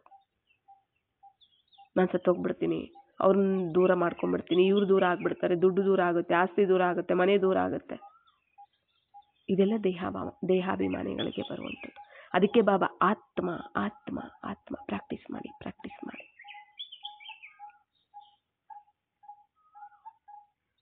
ಆದಿಯಲ್ಲಿ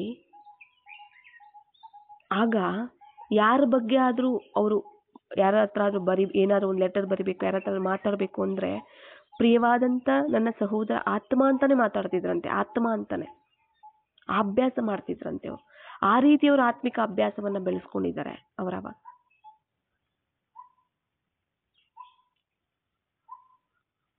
ಆದ್ರೆ ನಾವು ದೇಹವನ್ನೇ ನೋಡ್ತೀವಿ. ಅಲ್ಲಿ ನಾಮ ರೂಪಗಳಿಂದನೂ ಭಿನ್ನ ಆಗೋಗಿದ್ರಂತೆ, ದೂರ ಆಗೋಗಿದ್ರಂತೆ ಅವಾಗ. ಅದಕ್ಕೆ ಅವರಷ್ಟು ತಪಸ್ ಮಾಡಕ್ ಸಾಧ್ಯ ಆಗಿತ್ತು ಆದಿಯಲ್ಲಿ, ಯಜ್ಞದ ಒಂದು ಆದಿಯಲ್ಲಿ. ನಾವೀಗ ನಾಮ ರೂಪಗಳಲ್ಲೇ, ಈಗ ಒಂದು ಅಕ್ಕಂದ್ರ ಇರ್ಬೋದು, ಅಣ್ಣಂದ್ರ ಇರ್ಬೋದು, ಅವ್ರ ಅಕ್ಕವರು ಈ ಅಣ್ಣವರು ಅಂತಾನೆ ಹೇಳ್ತೀವಿ. ಅವ್ರ ರೂಪನೇ ನೆನಪು ಬರುತ್ತೆ, ಅವ್ರ ಹೆಸರೇ ನೆನಪು ಬರುತ್ತೆ, ಅವರೇ ನೆನಪು ಬರ್ತಾರೆ ನಮಗೆ. ಮತ್ತೆ ನಾವು ಆತ್ಮ ನೋಡೋದು ಯಾವಾಗ? ಯಾರಾದ್ರೂ ಇಬ್ಬರಿದ್ದೀರಾ, 3 ಜನ ಇದ್ದೀರಾ ಮನೆಯಲ್ಲಿ, ಫುಲ್ ಫ್ಯಾಮಿಲಿನೇ ಬಾಬನ ಮಕ್ಕಳು ಅಂದ್ರೆ ಕೂತ್ಕೊಳ್ಳಿ. ಸಂಜೆ ಯೋಗ ಇರ್ಬೋದು, ಇಲ್ಲ ಅಮೃತ ವೇಳೆ ಯೋಗ ಇರ್ಬೋದು, ಇಲ್ಲ ಮಲಗೋ ಟೈಮಲ್ಲಾದರೂ ಕೂಡ ನೀವು ಫ್ರೀ ಟೈಮಲ್ಲಿ ಎಲ್ಲ ಕೂತ್ಕೊಳ್ಳಿ. ಒಬ್ರಿಗೊಬ್ರು ಎದುರುಗಡೆ ನಾಚಿಕೆ ಬೇಡ, ಸಂಕೋಚ ಬೇಡ. ನಾವೆಲ್ಲ ಸಹೋದರ ಆತ್ಮಗಳು, ಬಾಬಾರವರ ಪರಿವಾರ. ನಾವು ಕೂತ್ಕೊಳ್ಳಿ ಎದುರುಗಡೆ, ಒಬ್ರಿಗೊಬ್ರು ಭ್ರುಕುಟಿ ಮಧ್ಯೆ ನೋಡ್ತಾ, ನೀವು ಆತ್ಮದ ಸ್ಮೃತಿಯಲ್ಲಿರ್ತಾ ಎದುರುಗಡೆ ಇರೋ ಆತ್ಮವನ್ನ ಆತ್ಮ ಅಂತ ನೋಡ್ತಾ, ನನ್ನ ಸಹೋದರ ಆತ್ಮ ಅಂತ ನೋಡ್ತಾ ಅಭ್ಯಾಸ ಮಾಡಿ. ಎದುರುಗಡೆ ಇರೋರು ಅದೇ ರೀತಿ ನಿಮ್ಮನ್ನ ಭ್ರುಕುಟಿ ಮಧ್ಯೆ ಇರುವಂತ ಆತ್ಮವನ್ನ ನೋಡಿ ಅವರು ಸಹ ನನ್ನ ಸಹೋದರ ಆತ್ಮ ಅನ್ನೋ ಸಂಕಲ್ಪ ಮಾಡಿ ಅಭ್ಯಾಸ ಮಾಡಲಿ. ಈ ಅಭ್ಯಾಸ ಮಾಡಿ ಜಾಸ್ತಿ ಕೂತು ಇವ್ರ ಆತ್ಮ ಆತ್ಮ ಪ್ರತಿದಿನ ನೀವು ಅಭ್ಯಾಸ ಮಾಡ್ತಾ ಹೋದ್ರೆ ಈಸಿ ಆಗ್ಬಿಡುತ್ತೆ ಅವ್ರನ್ನ ಆತ್ಮ ಅಂತ ನೀವು ನೋಡೋದಕ್ಕೆ. ಆತ್ಮಿಕ ಶಕ್ತಿ ವೃದ್ಧಿ ಆಗುತ್ತೆ, ಆತ್ಮ ಅನ್ನೋ ದೃಷ್ಟಿ ವೃದ್ಧಿ ಆಗುತ್ತೆ, ಎಲ್ಲವೂ ಸಹ ವೃದ್ಧಿ ಆಗ್ತಾ ಹೋಗುತ್ತೆ. ಆತ್ಮಾಭಿಮಾನಿಗಳಾಗೋದಕ್ಕೆ ಈಸಿ ಆಗುತ್ತೆ. ನಾವು ಸಡನ್ಲಿ ಏನಾಗಿರ್ತೀವಿ, ಆತ್ಮ ಅಂತ ನೋಡಕ್ ಹೋಗ್ತೀವಿ, ಒಂದು ಸೆಕೆಂಡ್ ನೋಡ್ತೀವಿ ಮತ್ತೆ ಮರ್ತೋಗ್ಬಿಡ್ತೀವಿ ಅಲ್ವಾ? ಮತ್ತೆ ದೇಹಾಭಿಮಾನದಲ್ಲೇ ಬಂದ್ಬಿಡ್ತೀವಿ. ಅವರ ದೇಹದ ಅಭಿಮಾನದಲ್ಲೇನೆ ದೇಹಧಾರಿಗಳ ಜೊತೆನೆ ಹೇಗೆ ವರ್ತನೆ ಮಾಡ್ತಿದ್ವಿ ಮೊದಲು ಹಾಗೇನೆ ಬಂದ್ಬಿಡ್ತೀವಿ. ಬಟ್ ಪ್ರಾಕ್ಟೀಸ್ ಬೇಕಿದು ನಮಗೆ, ಯಾಕಂದ್ರೆ ಅದು ಅರ್ಧಕಲ್ಪದ ಒಂದು ಅಭ್ಯಾಸ. ಇದು ಈಗ ನಮಗೆ ಯಾವ ಅಭ್ಯಾಸ ಬೇಕು, ಈ ಜನ್ಮದಲ್ಲೇ ನಾವು ಈಗ ಅಭ್ಯಾಸ ಮಾಡ್ಕೋಬೇಕು. ಇದೀರಾ ಇಲ್ಲ ಒಬ್ಬರೇ ಇದ್ದೀರಾ ಜ್ಞಾನದಲ್ಲಿ, ಬಾಬ್ದಾದಾರವ್ರನ್ನ ಎದುರುಗಡೆ ಕೂರಿಸ್ಕೊಳ್ಳಿ. ಒಬ್ಬರೇ ಇದ್ದೀರಾ ಜ್ಞಾನದಲ್ಲಿ ಮನೆಯಲ್ಲಿ, ಬಾಬ್ದಾದಾರವರನ್ನ ಎದುರುಗಡೆ ಕೂರಿಸ್ಕೊಳ್ಳಿ. ಬ್ರಹ್ಮಬಾಬಾ ಸೂಕ್ಷ್ಮ ಶರೀರದಲ್ಲಿ, ಶಿವಬಾಬಾ ಭ್ರುಕುಟಿ ಮಧ್ಯೆ ಇದ್ದಾರೆ. ಅವರು ನಿರಾಕಾರ ಆಗಿದ್ದಾರೆ, ನಾನು ನಿರಾಕಾರ ಆಗಿದ್ದೀನಿ, ನಾನು ಕೇವಲ. ಆಯ್ತಾ? ಆ ಭ್ರುಕುಟಿ ಮಧ್ಯದಲ್ಲಿ ಬ್ರಹ್ಮಬಾಬಾರವರ ಸೂಕ್ಷ್ಮ ಶರೀರದ ಭ್ರುಕುಟಿ ಮಧ್ಯದಲ್ಲಿ ಇರುವಂತ ಬಾಬಾರವರನ್ನೇ, ಆ ನಿರಾಕಾರ ಸ್ವರೂಪವನ್ನೇ ನೋಡೋ ಅಭ್ಯಾಸ ಮಾಡ್ಕೊಳ್ಳಿ. ಒಬ್ಬರೇ ಇದ್ದೀರಾ ಅಂದ್ರೆ, ಯಾರಾದ್ರೂ ಜೊತೆ ಸಿಕ್ಕಿದ್ರೆ ಅವ್ರನ್ನ ಕೂರಿಸ್ಕೊಳ್ಳಿ. ಈ ಅಭ್ಯಾಸ ಮಾಡಿ, ನೀವೇ ಟ್ರೈ ಮಾಡಿ ನೋಡಿ. ಬೇಗ ಆ ಒಂದು ಆತ್ಮಿಕ ಸ್ಥಿತಿ ಅನ್ನುವಂಥದ್ದು, ಆ ದೃಷ್ಟಿ, ಆ ಸ್ಮೃತಿ ಅನ್ನುವಂಥದ್ದು ನಮಗೆ ಜಾಗೃತ ಆಗ್ತಾ ಹೋಗುತ್ತೆ. ಇಲ್ಲಿ ಅಭ್ಯಾಸ ಬೇಕು ನೋಡಿ. ಬಾಬಾ ತಿಳಿಸುವಂತಹದ್ದು ಕೇವಲ ಥಿಯರಿ ಆಯ್ತಲ್ಲ, ಅದನ್ನು ನಾವು ಪ್ರಾಕ್ಟಿಕಲ್ ಆಗಿ ಮಾಡಿದ್ರೆ ಮಾತ್ರ ಅದು ಧಾರಣೆ ಆಗಕ್ಕೆ ಸಾಧ್ಯ. ಬಾಬಾ ತಿಳಿಸುವಂಥದ್ದು ಥಿಯರಿ, ನಾವು ಮಾಡಬೇಕಾಗಿರುವಂಥದ್ದು ಪ್ರಾಕ್ಟಿಕಲ್. ಬಾಬಾ ಮುರುಳಿಯಲ್ಲಿ ಈ ರೀತಿ ಮಾಡಿ ಆ ರೀತಿ ಮಾಡಿ ಅಂತ ಮುರುಳಿಯಲ್ಲಿ ಹೇಳ್ತಾರೆ, ಇನ್ನೊಬ್ಬರ ಮೂಲಕ ಹೇಳ್ತಾರೆ, ಹೇಗೋ ತಿಳಿಸ್ತಾರೆ. ಆದರೆ ಇಲ್ಲಿ ನಾವು ಪ್ರಾಕ್ಟಿಕಲ್ ಆಗಿ ಅಭ್ಯಾಸ ಮಾಡಬೇಕಾಗಿದೆ. ಬಾಬಾ ನಿಮ್ಮನ್ನು ನೀವು ಆತ್ಮ ಅಂತ ತಿಳ್ಕೊಂಡು ನನ್ನ ನೆನಪು ಮಾಡಿ ಅಂತ ಮುರುಳಿಲಿ ತಿಳಿಸ್ತಾರೆ. ಬಟ್ ಅದನ್ನ ಪ್ರಾಕ್ಟಿಕಲ್ ಆಗಿ ಅಭ್ಯಾಸ ಮಾಡಬೇಕಾಗಿರೋದು ಯಾರು ಹೇಳಿ? ನಾವೇ ಅಲ್ವಾ? ಆದ್ದರಿಂದ ಬಾಬಾ ಥಿಯರಿ ಕೊಟ್ಟಾಗ ಇಲ್ಲಿ ನಾವು ಪ್ರಾಕ್ಟಿಕಲ್ ಅಭ್ಯಾಸವನ್ನು ನಾವು ಮಾಡಬೇಕಾಗತ್ತೆ. ಎದುರುಗಡೆ ಕೂತ್ಕೊಳ್ಳಿ. ಈಗ ಫುಲ್ಲು ಫ್ಯಾಮ್ಲಿನೇ ಬಾಬಾರವ್ರ ಮಕ್ಕಳು ಅಂದಾಗ ಕೂತ್ಕೊಂಡು ಒಬ್ರಿಗೊಬ್ಬರು ಆತ್ಮಿಕ ಒಂದು ಅಭ್ಯಾಸ, ಅಂದರೆ ಆತ್ಮಿಕ ದೃಷ್ಟಿ, ಆ ಆತ್ಮಿಕ ಸ್ಮೃತಿಯಲ್ಲಿ ಕೂರ್ತಾ ಆತ್ಮವನ್ನೇ ನೋಡುವ ಒಂದು, ಮೂರನೇ ಕಣ್ಣಿಂದ ನೋಡುವ ಒಂದು ಅಭ್ಯಾಸ. ಅವರು ಆತ್ಮ ಆಗಿದ್ದಾರೆ, ನಾನು ಆತ್ಮ ಆಗಿದ್ದೀನಿ. ಇದು ಪ್ರತಿದಿನ ನೀವು ಮಾಡ್ತಾ ಹೋಗ್ತೀರಾ ಅಂದರೆ ನೀವು ಆ ನಿಮ್ಮ ಮನೆಯವರನ್ನು ನೋಡಿದಾಗೆಲ್ಲ ನಿಮಗೆ ಅವರ ಆತ್ಮಗಳನ್ನು ಸ್ಮೃತಿನೇ ಬರುತ್ತೆ, ದೇಹದಾರಿಗಳು ಅನ್ನೋ ಸ್ಮೃತಿ ಬರೋದಿಲ್ಲ. ಆ ಅಭ್ಯಾಸ ಮಾಡಬೇಕು ನಾವು. ಆ ಒಂದು ಪ್ರಾಕ್ಟಿಕಲಲ್ಲಿ ನಾವು ಬಂದಾಗಲೇ ನಾವು ಆ ಸ್ಥಿತಿಯನ್ನು ನಾವು ಪಡ್ಕೊಳ್ಳೋಕ್ಕೆ ಸಾಧ್ಯ ಆಗುತ್ತೆ. ಬಾಬಾ ಹೇಳಿದ್ದಾರೆ ಅಂತ ಹೇಳಿ ನಾವು ಕೇಳ್ಕೊಂಡು ಬಿಡ್ತಾ ಹೋಗ್ತೀವಿ ಅಂದರೆ ನಾವು ಆತ್ಮಾಭಿಮಾನಿಗಳಾಗೋದು ಯಾವಾಗ? ಆತ್ಮದ ಒಂದು ಸ್ಥಿತಿಯನ್ನು ತಯಾರು ಮಾಡ್ಕೊಳ್ಳೋದು ಯಾವಾಗ? ಆತ್ಮವನ್ನು ಶಕ್ತಿಶಾಲಿಯಾಗಿ ನಾವು ಯಾವಾಗ ಮಾಡ್ಕೊಳ್ಳೋದು ಅಲ್ವಾ? ಈಗ ಮಾಡ್ಕೊಂಡಿಲ್ಲ ಅಂತಂದರೆ ಯಾವಾಗ ಮಾಡ್ಕೊಳಕ್ಕಾಗತ್ತೆ? ಪ್ರಾಕ್ಟಿಕಲಾಗಿ ನಾವು ಅಭ್ಯಾಸ ಮಾಡಬೇಕಲ್ವಾ? ಅದಕ್ಕೋಸ್ಕರ ಆತ್ಮಕ್ಕೆ ಸಾವಿಲ್ಲ, ಶರೀರಕ್ಕೆ ಸಾವಿದೆ. ದೇಹಕ್ಕೆ ಮೋಹ ವಿಕಾರಗಳು ಎಲ್ಲ ಇದ್ದಾವೆ, ಆತ್ಮಕ್ಕೆ ಮೋಹ ವಿಕಾರಗಳು ಅನ್ನೋದು ಯಾವುದೂ ಇಲ್ಲ. ಆಯ್ತಲ್ಲ? ಎಲ್ಲವನ್ನ ನಾವು ಯಾವಾಗ ಆತ್ಮಾಭಿಮಾನಿಗಳಾಗ್ತೀವಿ ಆಗ ದೇಹದ ಪ್ರಪಂಚದಿಂದ, ಆ ಹಳೆಯ ಪ್ರಪಂಚದಿಂದ ಎಲ್ಲದರಿಂದ ನಾವು ಸತ್ತೋಗ್ತೀವಿ. ಅರ್ಥ ಆಯ್ತಲ್ಲ? ನಾವು ವೈಟ್ ಬಟ್ಟೆ ಧರಿಸೋದ್ರ ಅರ್ಥನೇ ಇದಾಗಿದೆ. ಯಾವುದು? ನಾವು ಆಲ್ರೆಡಿ ಈಗ ನೋಡಿ, ಶರೀರ ಬಿಟ್ಟಾಗ ವೈಟ್ ಬಟ್ಟೆ ಒದಿಸ್ತಾರೆ ಅಲ್ವಾ? ಯಾಕೆ ಹೇಳಿ? ಶರೀರ ಬಿಟ್ಟಿರೋ ಸಂಕೇತ. ಈಗ ನಾವು ವೈಟ್ ಬಟ್ಟೆ ನಾವು ಧರಿಸ್ತಿದ್ದೀವಿ ಅಂದರೆ ಬಾಬಾ ಈ ಸಾಕಾರ ಮುರುಳಿಯಲ್ಲೇ ತಿಳಿಸಿದ್ದಾರೆ ಇದನ್ನು. ನೀವು ಆಲ್ರೆಡಿ ದೇಹದ ಹಳೆಯ ಪ್ರಪಂಚದಿಂದ, ಸಂಬಂಧಗಳಿಂದ, ಪದಾರ್ಥಗಳಿಂದ, ವ್ಯಕ್ತಿಗಳಿಂದ, ಸಂಪತ್ತು, ವೈಭವ ಎಲ್ಲದರಿಂದ ನೀವು ಆಲ್ರೆಡಿ ಸತ್ತೋಗಿದ್ದೀರಾ. ಆತ್ಮಗಳಾಗಿ ಹೊಸ ಜನ್ಮವನ್ನು ಪಡ್ಕೊಂಡಿದ್ದೀರಾ ಅಂತಾನೆ ಅರ್ಥ. ಆಲ್ರೆಡಿ ನೀವು ಅದು ಸತ್ತೋಗಿರೋದ್ರ ಗುರುತು ನೀವು ವೈಟ್ ಬಟ್ಟೆ ಹಾಕುವಂಥದ್ದು ಅಂತ ಹೇಳ್ತಾರೆ ಬಾಬಾ. ಅರ್ಥ ಆಗ್ತಿದೆಯಲ್ಲ? ಆದ್ದರಿಂದ ನಾವು ಹುಟ್ಟು ಸಾವು ಅನ್ನುವಂಥದ್ದು ಇಲ್ಲಿ ನಮಗೆ ಈಗ ಇಲ್ಲ. ನಾವು ಆತ್ಮ ಅನ್ನೋ ಒಂದು ಸ್ಮೃತಿಯಲ್ಲಿ ಬಂದಿದ್ದೀವಿ, ಆದ್ದರಿಂದ ನಮಗೆ ಜನ್ಮ ಆಗಿದೆ. ಸಾವು ಅನ್ನುವಂತಹದ್ದು ಇಲ್ಲ ಈಗ ನಮಗೆ. ಅದು ಏನಿದ್ರು ದೇಹಕ್ಕೆ ಮಾತ್ರ ಸಾವು. ಆಯ್ತಲ್ಲ? ಈಗ ಎಲ್ಲ ಜ್ಞಾನವನ್ನು ಬಾಬಾ ನಮಗೆ ಕೊಟ್ಟಿರೋದ್ರಿಂದ ಈಗ ನಾವು ಹಳೆಯ ಸ್ಮೃತಿಯಿಂದ ನಾವು ದೂರ ಹೋಗ್ಬೇಕಾಗತ್ತೆ. ಇಲ್ಲಿ ನಾವು ನೆನಪು ಮಾಡಿದ್ರೆ ಎಲ್ಲ ಜನ್ಮದ ಸಂಬಂಧಗಳನ್ನು ನೆನಪು ಮಾಡಬೇಕು, ಎಲ್ಲ ಜನ್ಮದ ಒಂದು ವಸ್ತು, ವೈಭವ, ಸಂಪತ್ತನ್ನು ನಾವು ನೆನಪು ಮಾಡಬೇಕು. ಯಾಕಂದರೆ ಎಲ್ಲ ಜನ್ಮಗಳಿದ್ದಂಗೆ ಈ ಜನ್ಮನೂ ಕೂಡ. ಅವುಗಳನ್ನು ಬಿಟ್ಬಿಟ್ಟು ನಾವು ಇದೊಂದೇ ಜನ್ಮನ ಹಿಡ್ಕೊಂಡಿದ್ದೀವಿ ಅಂದರೆ, ಯಾಕಂದ್ರೆ ನಾವು ಇದೊಂದೇ ಜನ್ಮ ತೊಗೊಂಡಿಲ್ವಲ್ಲ, ಹಿಂದೆ ಎಷ್ಟು ಜನ್ಮಗಳನ್ನು ತೊಗೊಂಬಂದಿದ್ದೀವಿ ಅಲ್ವಾ? ಆದ್ದರಿಂದ ಬಿಟ್ಟರೆ ಎಲ್ಲ ಬಿಡಬೇಕು, ನೆನಪು ಮಾಡಿದ್ರೆ ಎಲ್ಲ ನೆನಪು ಮಾಡಬೇಕಾದ್ರೆ ನಮ್ಗೆ ಹಿಂದೆದು ಯಾವುದು ನಮಗೆ ನೆನಪಿಲ್ಲ ಅಲ್ವಾ? ನಮಗೆ ಗೊತ್ತಿಲ್ಲ ಅಲ್ವಾ? ಆದ್ದರಿಂದ ಆಲ್ರೆಡಿ ಈಗ ಹೊಸ ಜನ್ಮ ತೊಗೊಂಡು, ಇವಾಗ ಹಿಂದಿನ ಜನ್ಮ ತೊಗೊಂಡು ಸತ್ತು ಈಗ ಹುಟ್ಟಿದ್ದೀವಿ, ಹಿಂದಿನ ಜನ್ಮ ನಮ್ಗೆ ನೆನಪಿಲ್ಲ. ಹಾಗೆ ಈಗ ನಾವು ಶೂದ್ರ ಜನ್ಮದಿಂದ ಸತ್ತೋಗಿದ್ದೀವಿ, ದೇಹದಿಂದ ಸತ್ತೋಗಿದ್ದೀವಿ, ದೇಹಾಭಿಮಾನದಿಂದ ಸತ್ತೋಗಿದ್ದೀವಿ. ಈಗ ನಾವು ಆತ್ಮಾಭಿಮಾನಿಗಳಾಗ್ತಾ ಇದ್ದೀವಿ, ಆತ್ಮಗಳಾಗಿದ್ದೀವಿ. ಈಗ ನಮಗೆ ಹಿಂದಿನದ್ದು ನಮಗೆ ನೆನಪಿರೋದಿಲ್ಲ, ಇರಬಾರದು, ಇರೋದು ಬೇಡ ಬಾಬಾ ತಿಳಿಸ್ತಿರುವಂಥದ್ದು. ಆಯ್ತಲ್ಲ? ನಾವು ಆಲ್ರೆಡಿ ಈಗ ಹುಟ್ಟಿದ್ದೀವಿ, ಮತ್ತೆ ನಾವು ಸಾಯ್ತೀವಿ ಅಂದರೆ, ಈಗ ಹುಟ್ಟಿದ್ದೀವಿ ಆತ್ಮಾಭಿಮಾನಿಗಳು, ಇವಾಗ ನಾವು ಆಗಿದ್ದೀವಿ ಅಂದರೆ ಸಾಯೋದು ದ್ವಾಪರ ಯುಗದಲ್ಲೇನೆ. ಇದು ಸ್ಮೃತಿ ಇರಲಿ ನಮಗೆ, ಇದು ನಮಗೆ ಸ್ಮೃತಿ ಇರಬೇಕಾಗತ್ತೆ. ಈಗ ನಾನು ಆತ್ಮ ಅನ್ನೋ ಸ್ಮೃತಿ ಬಂದಿದೆ, ನಾನು ಜನ್ಮ ತಗೊಂಡಿದ್ದೀನಿ ಅಂದರೆ ಮತ್ತೆ ನಾನು ಸಾಯೋದು ಯಾವಾಗ? ದ್ವಾಪರ ಯುಗದಲ್ಲಿ ದೇಹಾಭಿಮಾನದಲ್ಲಿ ಬಂದಾಗ. ಅಲ್ಲಿವರೆಗೂ ನನಗೆ ಸಾವಿಲ್ಲ. ಸತ್ಯತ್ರೈತಾಯುಗದಲ್ಲೂ ನಾನು ಸತ್ರೂ ಸಹ ಅದು ನನಗೆ ಸಾವಾಗೋದಿರಲ್ಲ. ಶರೀರವನ್ನು ಅಂದರೆ ವಸ್ತ್ರವನ್ನು ಚೇಂಜ್ ಮಾಡೋ ಥರ ಅನುಭವ ಆಗ್ತಿರತ್ತಲ್ಲಿ ಅಲ್ವಾ? ಅಲ್ಲಿ ಗರ್ಭ ಮಹಲ್ ಅಂತ ಹೇಳ್ತಾರೆ ಅಲ್ವಾ? ಅಲ್ಲಿ ಯಾವುದೇ ವಿಕಾರ ಅಂದಾಗ ಅದು ಜೈಲು, ಅದು ವಿಕಾರ ಅಲ್ಲ. ಅಲ್ಲಿ ಸುಖ, ಶಾಂತಿ, ಪ್ರೀತಿ ಅವೆಲ್ಲ ತುಂಬಿರುವಂಥದ್ದು. ಅದಕ್ಕೇನೆ ಅಲ್ಲಿ ಮಹಲ್ಲು ಅಂತ ಹೇಳ್ತಾರೆ. ಅರ್ಥ ಆಯ್ತಲ್ಲ? ಆದ್ದರಿಂದ ನಮಗೆ ಸಾವು ಎಲ್ಲಿದೆ? ದ್ವಾಪರ ಯುಗದಿಂದ. ನಾವು ಈಗ ಸತ್ಕೊಂಡೇ ಬಂದಿದ್ದೀವಿ. ಈಗ ಅಲ್ಲಿ ನಾವು ಹುಟ್ಟು ಸಾವು ಎಲ್ಲದರಲ್ಲೂ ಬಂದು ಸತ್ತು ಹುಟ್ಟಿ ಎಲ್ಲ ಮಾಡಿದ್ದೀವಿ. ಈಗ ನಾವು ಆತ್ಮಾಗಿ ಜನ್ಮ ತಗೊಂಡಿದ್ದೀವಿ. ಇನ್ನು ನಾವು ಸಾಯೋದೇ ಇಲ್ಲ. ಇನ್ನು ಅರ್ಧಕಲ್ಪ ನಾವು ಸಾಯೋದೇ ಇಲ್ಲ. ಯಾವಾಗ ನಾವು ದೇಹಾಭಿಮಾನದಲ್ಲಿ ಬರ್ತೀವಿ ಆಗ ನಾವು ಸಾವು ಸಾವು ಸಾವು ಅಂತ ಅನ್ಕೋತೀವಿ. ಯಾಕೆ? ದೇಹಾಭಿಮಾನದಲ್ಲಿರೋರಿಗೆ ಸಾವು ಅಂತ ಅನುಭವ ಆಗುವಂಥದ್ದು. ಆಕ್ಚುಲಿ ಆಗ್ಲೂ ಸಹ ಅದು ಆತ್ಮನೇ. ದ್ವಾಪರ ಯುಗದಲ್ಲೂ ಆತ್ಮನೇ. ಬಟ್ ಆತ್ಮದ ಸ್ಮೃತಿ ಇರೋದಿಲ್ವಲ್ಲ, ನಾನು ದೇಹ ಅನ್ನೋದು ಅಭಿಮಾನದಲ್ಲಿ ಇರ್ತೀವಲ್ಲ ನಾವು, ಅದರಿಂದ ಅದು ನಮಗೆ ಸಾವಾಗಿರುತ್ತೆ. ಅರ್ಥ ಆಯ್ತಲ್ಲ?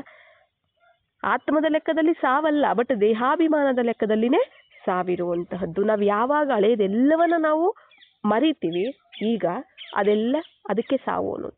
ಹಿಂದಿನ ಜನ್ಮದಲ್ಲಿ ಬಿಟ್ಟು ನಾವೆಲ್ಲ ಮರೆತು ಈ ಜನ್ಮ ತಗೊಂಡಿದ್ವಿ. ಹಿಂದಿನ ಜನ್ಮದಲ್ಲಿ ನಾನು ಆತ್ಮನೇ ಪಾತ್ರ ಮಾಡಿದ್ದು ಅಲ್ವಾ? ನಾನು ಒಬ್ಬರಿಗೆ ಇಲ್ಲ ನಾನು ಪುರುಷನಾಗಿದ್ನೇನೋ, ಒಬ್ಬರಿಗೆ ಪತಿ ಆಗಿದ್ನೇನೋ, ತಂದೆ ಆಗಿದ್ನೇನೋ, ಅಪ್ಪ ಆಗಿದ್ನೇನೋ ಅಲ್ವಾ?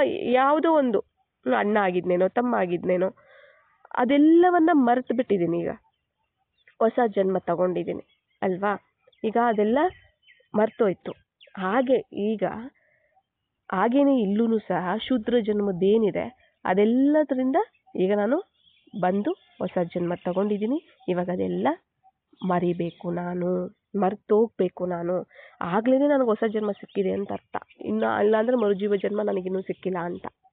ಹುಟ್ಟುತ್ತಾ ಇರ್ತೀವಿ, ಸಾಯ್ತಾ ಇರ್ತೀವಿ, ಆ ಥರ ಇರುತ್ತೆ. ಆಯ್ತಲ್ಲ? ಈ ಅಭ್ಯಾಸವನ್ನು ನಾವು ಮಾಡಬೇಕಾಗತ್ತೆ. ಆತ್ಮಿಕ ಅಭ್ಯಾಸ, ಆತ್ಮಿಕ ದೃಷ್ಟಿ, ಆ ಒಂದು ಸ್ಮೃತಿಯ ಒಂದು ಅಭ್ಯಾಸವನ್ನು ನಾವು ಪ್ರಾಕ್ಟಿಕಲ್ಲಾಗಿ ನಾವು ಅಭ್ಯಾಸ ಮಾಡೋದ್ರಿಂದ ಮಾತ್ರನೇ ಅದು ಬರುತ್ತೆ. ನಾವು ಬಾಬಾ ಹೇಳಿದ್ದಾರೆ ಅಂತ ಕೇಳ್ಕೊಳ್ತಾ ನಾವು ಹೋದರೆ ಅದು ಬರೋದಿಲ್ಲ.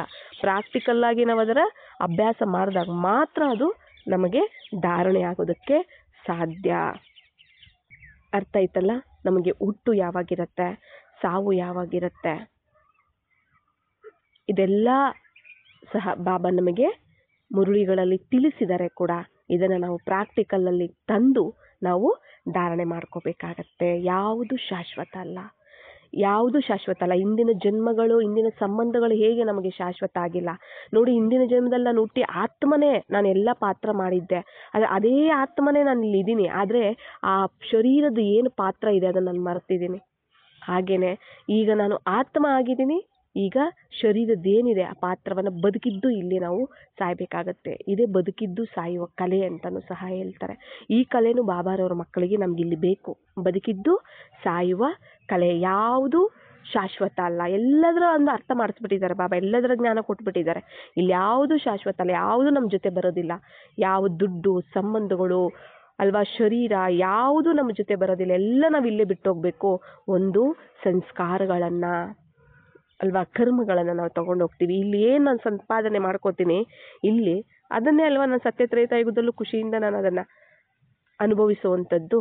ಇಲ್ಲಿ ಸಂಪಾದನೆ ಮಾಡ್ಕೊಳ್ಳೋದೇ ಅಲ್ವಾ, ಅದನ್ನೇ ಇಲ್ಲಿ ನಾನು ಏನು ಬಿಡ್ತೀನಿ ಅದೇನೇ ಏನಾಗಿರುತ್ತೆ, ಸಂಸ್ಕಾರ ಕರ್ಮಗಳನ್ನು ನಾನು ತೊಗೊಂಡೋಗಿ ಅದೊಂದೇ ನಮ್ಮ ಜೊತೆಯಲ್ಲಿ ಬರುವಂಥದ್ದು.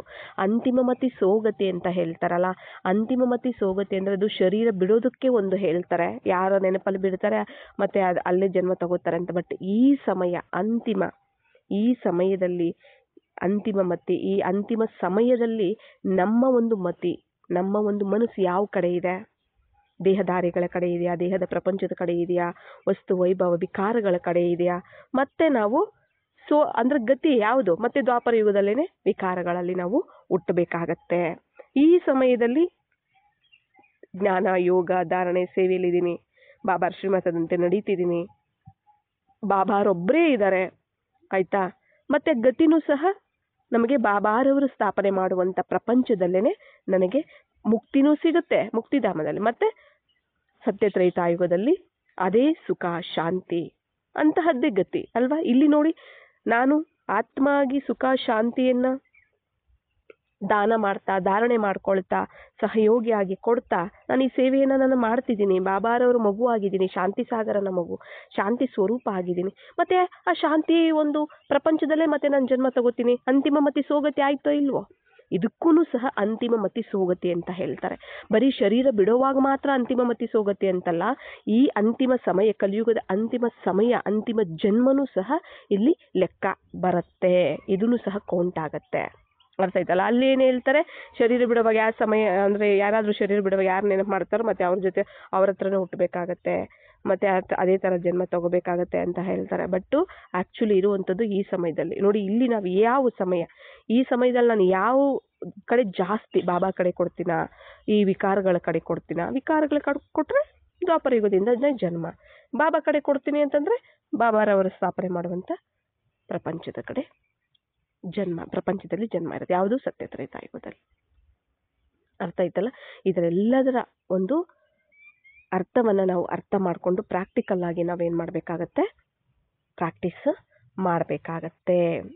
ಒಂದು ತಿಳ್ಕೊಬೇಕಷ್ಟೇ ನಾವು, ಇಲ್ಲಿ ಯಾವುದು ಶಾಶ್ವತ ಅಲ್ಲ, ಯಾವುದು ನಮ್ಮ ಜೊತೆ ಬರುವುದಿಲ್ಲ, ಎಲ್ಲ ನಾವು ಇಲ್ಲೇ ಬಿಟ್ಟು ಹೋಗ್ತೀವಿ. ಬದುಕಿದ್ದೇ ಮನಸ್ಸು ಬುದ್ಧಿಯಿಂದ. ಯಾವಾಗ ನಾನು ಆತ್ಮ, ನನಗೆ ಪರಮಾತ್ಮನೇ ಸ್ವಂತ, ಇದೆಲ್ಲವೂ ನಶ್ವರ, ಇದು ಯಾವುದು ಶಾಶ್ವತ ಅಲ್ಲ ಅಂತ ನಾವು ಇದೆಲ್ಲ ಬಾಬಾ ಏನೇ ಇದ್ದರೂ ನಮ್ಮ ಮುಂದೆ ಬಾಬಾ ನಮಗೆ ನನ್ನ ಕಲ್ಯಾಣಕ್ಕೋಸ್ಕರ, ವಿಶ್ವ ಕಲ್ಯಾಣಕ್ಕೋಸ್ಕರ ಬಾಡಿಗೆಯಾಗಿ ಕೊಟ್ಟಿದ್ದಾರೆ. ಇದು ಯಾವುದು ನನ್ನದಲ್ಲ ಅಂತ ನಾವು ಅವುಗಳ ಕಡೆ ಮೋಹವನ್ನು, ಯಾವಾಗ ನಾವು ಈ ಸ್ಮೃತಿ ಇರುತ್ತೆ ಅವಾಗ ಅವುಗಳ ಕಡೆ ಮೋಹ ತಾನಾಗಿ ಹೊರಟೋಗ್ಬಿಡುತ್ತೆ. ಇದ್ರ ಕಡೆ ಗಮನ ಜಾಸ್ತಿ ಇರುತ್ತೆ. ಆವಾಗ ಆಲ್ರೆಡಿ ನಾವು ಹಳೆಯ ಸ್ಮೃತಿ, ಹಳೆಯ ದೇಹದ ಸಂಬಂಧ, ಅವೆಲ್ಲ ಸ್ಮೃತಿಯಿಂದ, ಮನಸ್ಸು ಬುದ್ಧಿಯಿಂದ ಮರ್ತೋಗ್ಬಿಡ್ತೀವಿ, ಸತ್ತೋಗ್ಬಿಡ್ತೀವಿ ನಾವು.